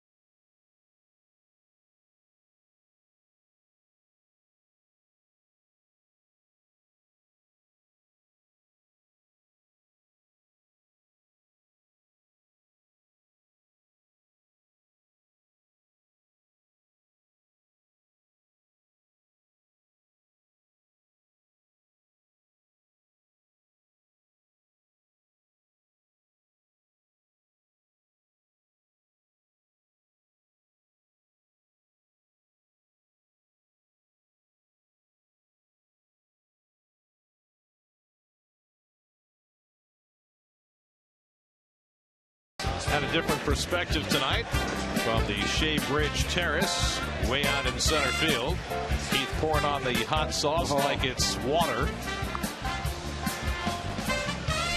And a good time has been had by all. Mets have been taking it on the chin tonight, down 6-0 as we go to the 8th. But here we are. Well, it was a tight ball game through 6. But the hit by pitch is probably the one unfortunate pitch of the game, and that allowed Rollins to get up, who walked, and then of course the grand slam from Utley, and that opened the ball game wide open. That opened it wide open. Excuse me. I like this. What is this? Dating game music? Exactly. Come on down. That's not the Baja Marimba Band. Tonight's special broadcast live from the Shea Bridge Terrace, brought to you by Geico. Buddy Carlisle will come in to pitch the 8th inning for New York. Carlos Ruiz, first man up against him, takes a strike. There's the numbers for Buddy Carlisle and his short stay, a couple of stays with the Mets. Ruiz pops it up. Campbell over for a look, but that's in the crowd.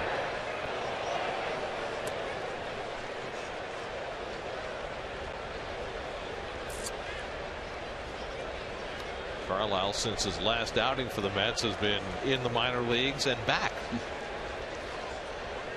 Was promoted again when Dice came out. Suzaka landed on the disabled list. Carlisle is a good name for a New York pitcher, right? Like the hotel? Yes.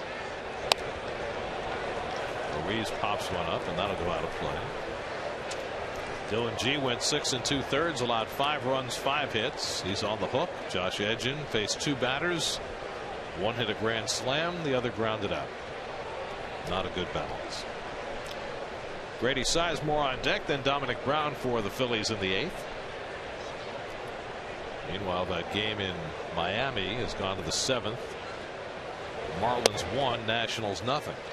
Great pitchers duel there between Henderson Alvarez and Steven Strasburg. Who throws more shutout innings than Henderson Alvarez? The Marlins are going for their 6th straight win tonight. If they win, they'll be only 5 games behind Washington.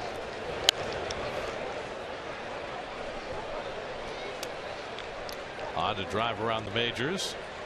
Giancarlo Stanton driving the only run of that game. They're in the 7th now, 1-0 Marlins. The Reds need a win in the worst way. They've scored 17 runs in their last 10 games. They're up 3-0 behind Mike Leake tonight against Arizona. They're in the 8th. And as we mentioned earlier, Matt Cain with those dreaded words going to see Dr. Andrews. Murphy with a diving stop from his knees. Got him! Great play, Daniel Murphy.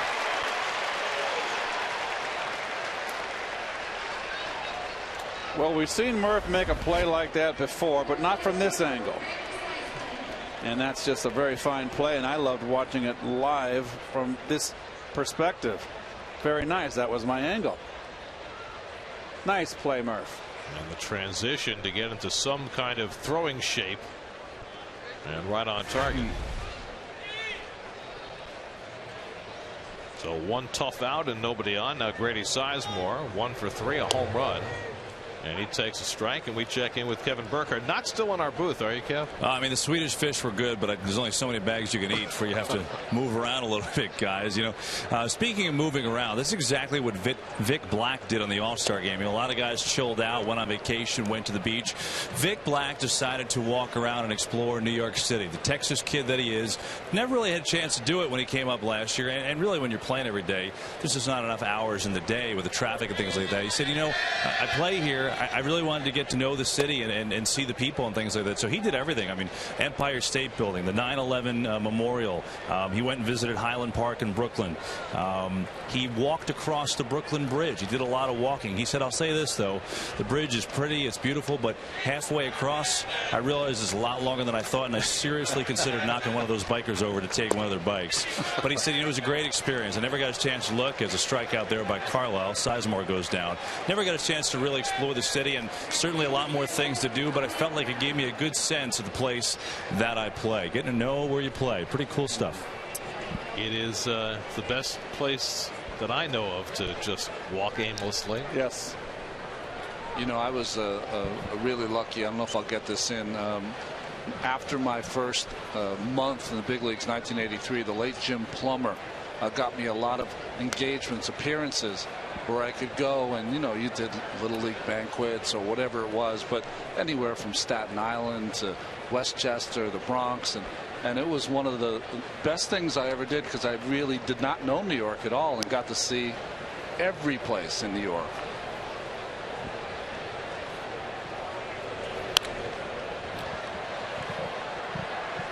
Brown pops a foul and out of play. You know, it's interesting because I'm a native New Yorker. Grew up in the city, grew up in Queens, went to school in Manhattan. There are lots of places in this town I've never been. And I don't think there are too many cities you can say that about where a native can say, well, I haven't really seen that part of town. It's always more. You know what it's like when you live there? There's always a restaurant or a nightclub or that you didn't know about that someone else knows and took you, and you go, oh, I've been here for like 6 years. I didn't hear about this place. It's just great. Vic said, guys, next for him is Coney Island, and get a chance to do that. So he said that's next on his list. He's going to take on Kobayashi. Well, hopefully he's not wearing a Cyclone uniform. No, he's going to ride the Cyclone. He's not going to be a Cyclone. It's a big difference. Don't want to see it in A-ball. 2-2 to Brown is fouled away. Those days are long behind him now.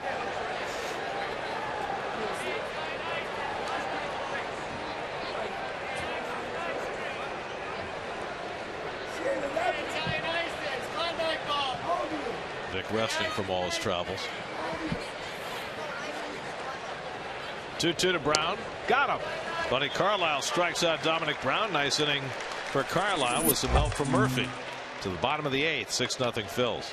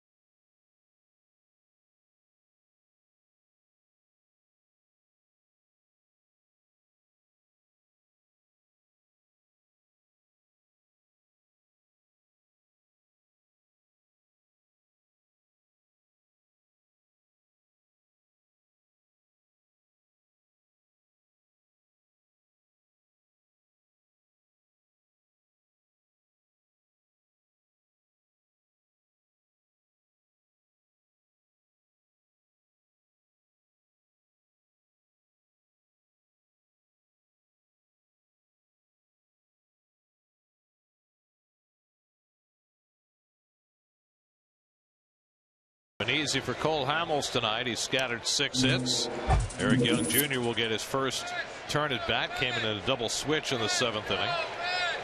Hamels has struck out 7, hasn't walked a batter.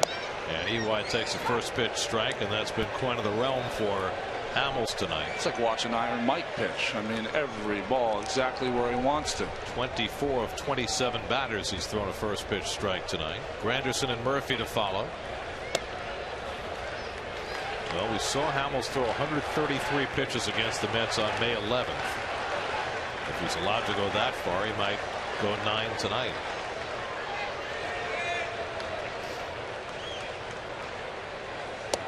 And EY late on the fastball, 1-2. Well, he had no decisions in his first 2 starts against the Mets this season, or at least the last 2. First time they beat him up. But this is the 3rd straight time he's pitched a terrific game against the Mets. And going deep, and he blows away EY, who didn't have a chance. 8 strikeouts now for Hamels. 1 out and nobody else. Checking with CJ Papa in the studio for another game break, brought to you by the New York State Smokers Quit Line.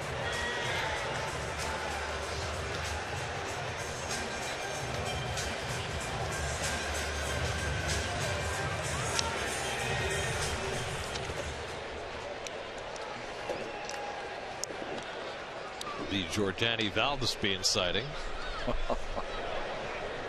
Curtis Granderson pulls one, and it's handled by Howard.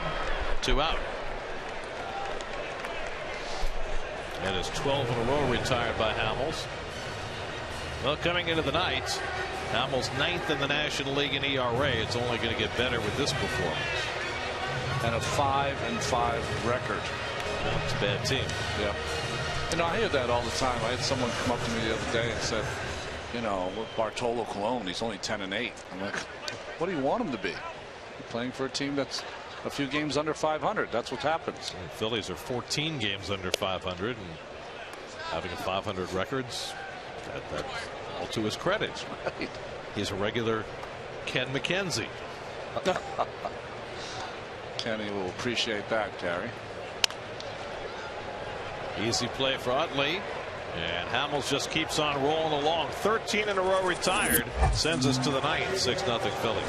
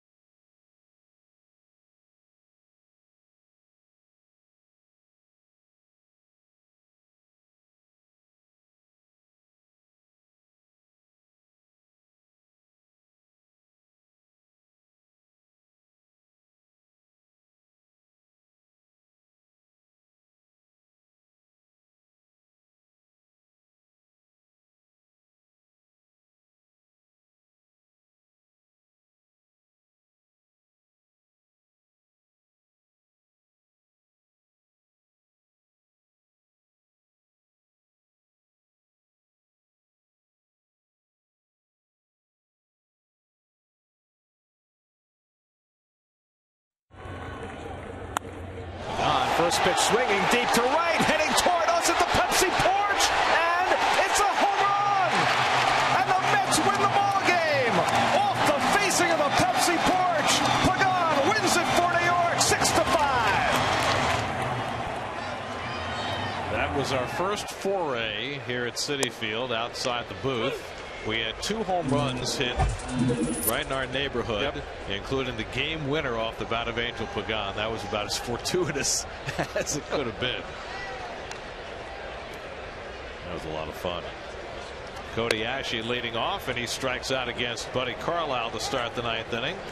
Well, Kevin Burkhardt has made it from our regular booth to our perch. I got to say, it was really comfortable up there without you guys.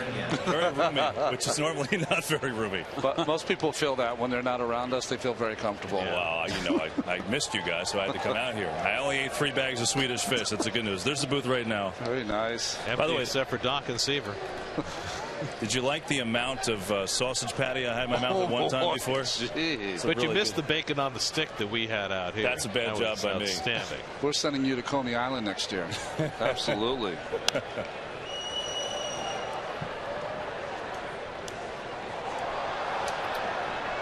You guys, I'm curious. So I usually walk around all the time. I'm out in the crowd and doing hits out here.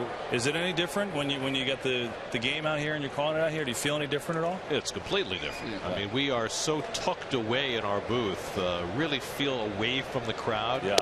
That if we don't pipe in the sound of the crowd, it's almost like we're in a studio. This is great. This is being in the ballpark. Yeah. You don't see the game the same way, but you feel it more. Yes, you do.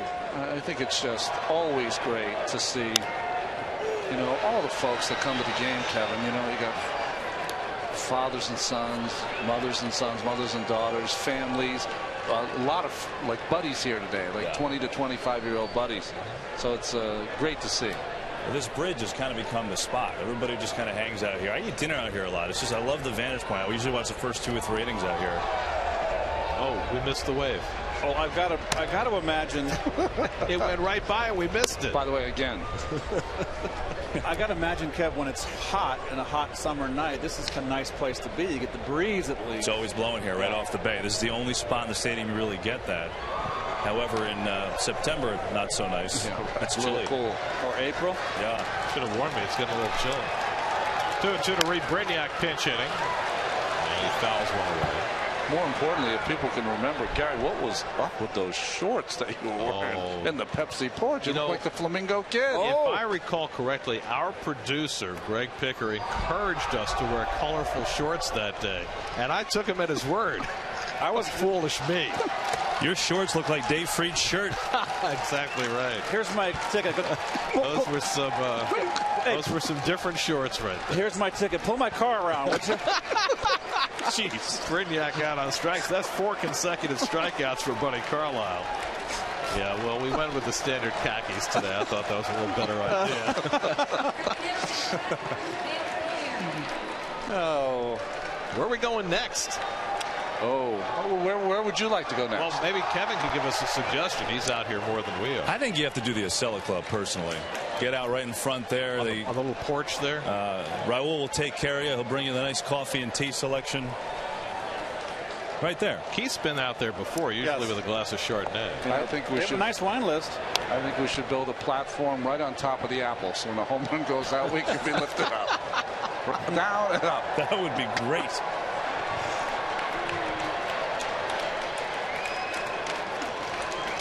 Then Revere 1 for 3, got hit on the uniform shirt by a pitch that set up Utley's grand slam in the 7th.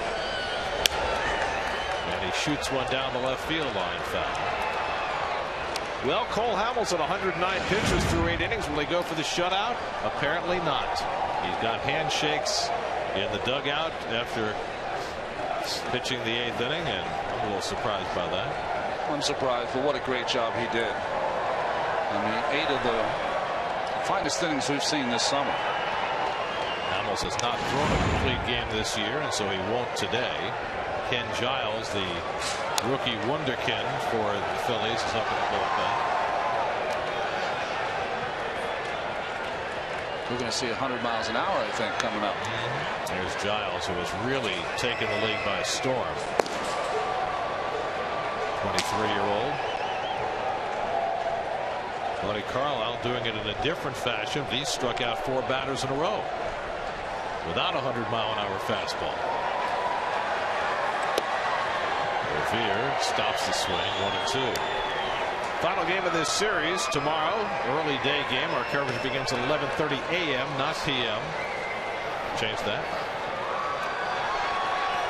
Zach Wheeler against Kyle Kendrick tomorrow, noontime start. There you go, changing on the fly. Looks like a good hockey team. Fly ball deep left center, back in the gap. Lagares, he won't get to it. And Revere heads to second base with a 2-out double. Second hit of the day for Revere, his 8th double of the year. And that's the last thing I expected to see from out here, a ball Lagares couldn't get to. Well, what's interesting is that we saw the configuration of Lagares and Young before, but because of all those foul balls down the left field line, Eric Young was almost playing on the line, and that opened up that left center. So now 2 out, Revere at second, and here's Jimmy Rollins, who homered back in the 3rd to provide the game's first run. He walked the last man that G faced in the 7th. G kind of pitched around Rollins, figuring he'd go after Utley, but he never got the chance. Edgin came in and gave up a grand slam to Utley instead.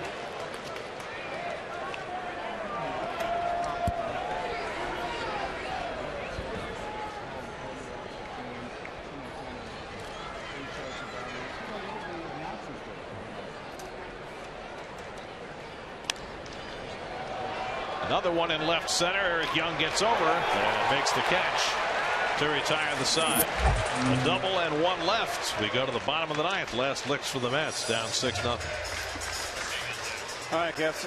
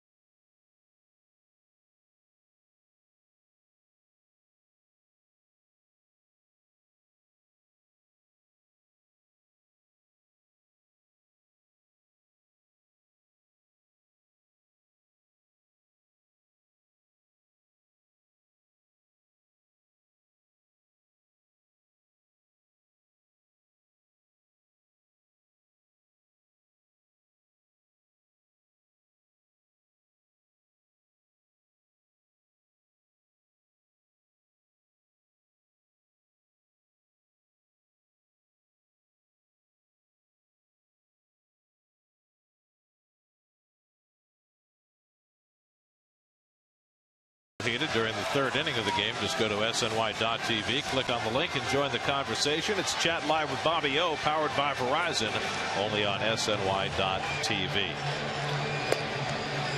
Your Ford Mets box score, not much to speak of. Mets in danger of being shut out for the 9th time this year. Curtis Granderson, the only Met with 2 hits. Well, remember, Cole Hamels gave up 6 hits through the first 4 innings. Mets haven't had a hit since. And 23-year-old Ken Giles will face the Mets for the first time. Well, we were excited to see him in this series. See, his numbers so far have been off the hook, but this is a guy that can throw. They call him 100-mile-an-hour Giles. His average fastball velocity 97.2. He's got a great slider to go with it, and he'll face David Wright, his first batter. Mets down 6-0 as they come up in the bottom of the 9th. David's 1 for 3, and there's a 97-mile-an-hour fastball right by him. Giles just 23 years old, and that's a Cholula green pepper flamethrower. Little poblano, little jalapeno, little gas. Ball and a strike. Ken Giles from Albuquerque, New Mexico. 7th round pick by the Phillies in 2011. Oh, they're chanting your name, Ron. As well they should. They're having a blast, aren't they? Have you ever spent any time, either of you, in New Mexico? In New Mexico, very little. Oh, it's such a beautiful state. Rolling hills. A little bit like Arizona in the sense that they have a lot of different pockets that have different microclimes.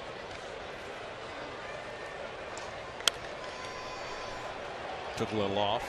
95. What do you got? Taos and Santa Fe, right? Santa Fe, yep. I wouldn't mind going to Santa Fe. I've been to Albuquerque because that's the main Route 66 driving back and forth. I almost took a job right out of college in Hobbs, New Mexico, which is in the middle of nowhere, but they have that at that time they won the state football championship there every year. So I was going to go broadcast high school football in Hobbs, New Mexico, as David Wright strikes out the slider. I decided it was just too far away, too much culture shock. I remember when I was driving cross country after high school, a good slider by Giles to, as they say in Goodwill Hunting, to see about a girl. Stopped, had to stop on the highway. Keith was saying Route 66 because the sunset on the mesas, the colors that are just incredible. I'd never seen them. Ball gets loose out in left center field, right in front of us. Come on, throw it to us, Ben. Come on. And your old fan came out in you. I think if Ben really wanted to unleash one, he could have gotten it up here, don't you? At least close. Slider for a strike to Campbell. Well, this young man that throws very hard here, and Ken Giles, also has a pretty good breaking ball. Got Don Drysdale's number.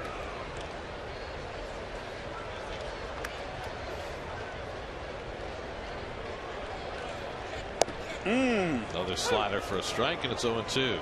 Let's answer our Verizon trivia question. We asked the 4 Philly left-handers who've had 100 wins. Well, we know Hamels and Steve Carlton. Short and Simmons. Short and Simmons. Short and sweet.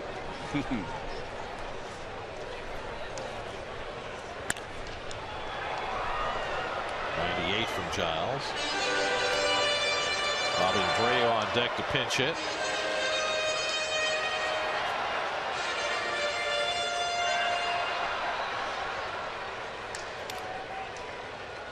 Zach Wheeler will take the hill tomorrow for the Mets in what looks like it'll be the rubber game of the series. Just off the plate at 99.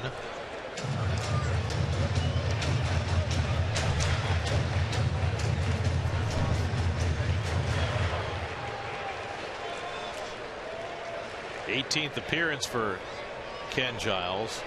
Started the night with 26 strikeouts in 18 innings. pulled on the ground, a base hit into left field for Campbell. Nice hitting. So Eric Campbell has his second hit of the night. Eric Campbell stayed in. Coming up after the post game is Geico Sports Night. Chris Carlin will have everything new on the Jets and Giants, and I don't know what Rump Shaker is, and I'm not sure I want to know. Chris is having fun with that, isn't he? He's doing a great job. Chris has fun, period. He is. The funny guy. Well, the Mets with their first base runner since the 4th inning. Campbell with a 1-out single. And now Bobby Abreu. So 14 consecutive Mets were retired before that hit. Abreu is 0 for his last 20 as a pinch hitter. He was brought here to be a pinch hitter. He's done pretty well in starting assignments, but not well at all off the bench.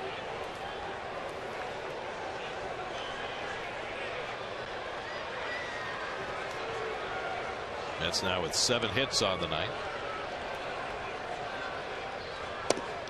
Last night the Phillies had 13 hits and scored only 1 run. It's only the 3rd time in Mets history they've had that many hits against them and that few runs. Tonight tables turn. Mets with 7 hits, no runs.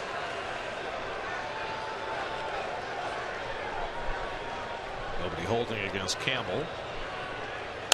And Abreu fouls one away. 1-2. Travis d'Arnaud waiting on deck.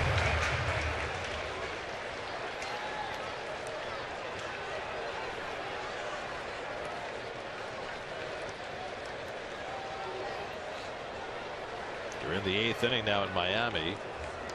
Marlins still up 1-0 on the Nats.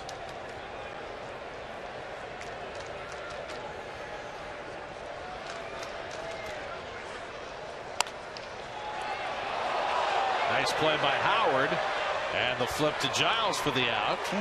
Nicely done by Ryan Howard. 6-0 ball game, does the right thing. Get the sure out. Very nice play.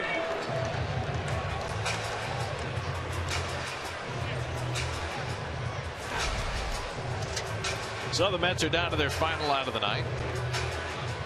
And Travis d'Arnaud, the batter.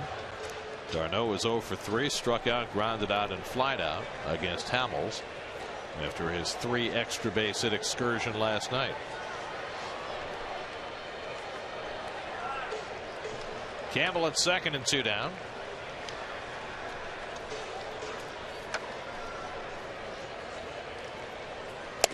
And d'Arnaud takes a rip at that fastball.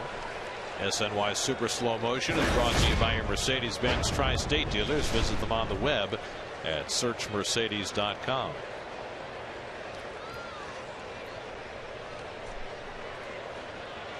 And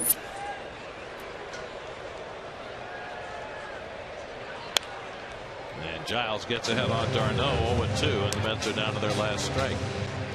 Very impressed by this young Giles. Future closer, I would think. May not be too far in the future. Right. They're able to deal Papelbon. With all the trade rumors.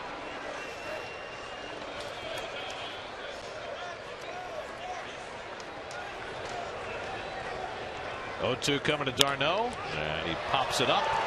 Shallow right, shallow left. Shallow right.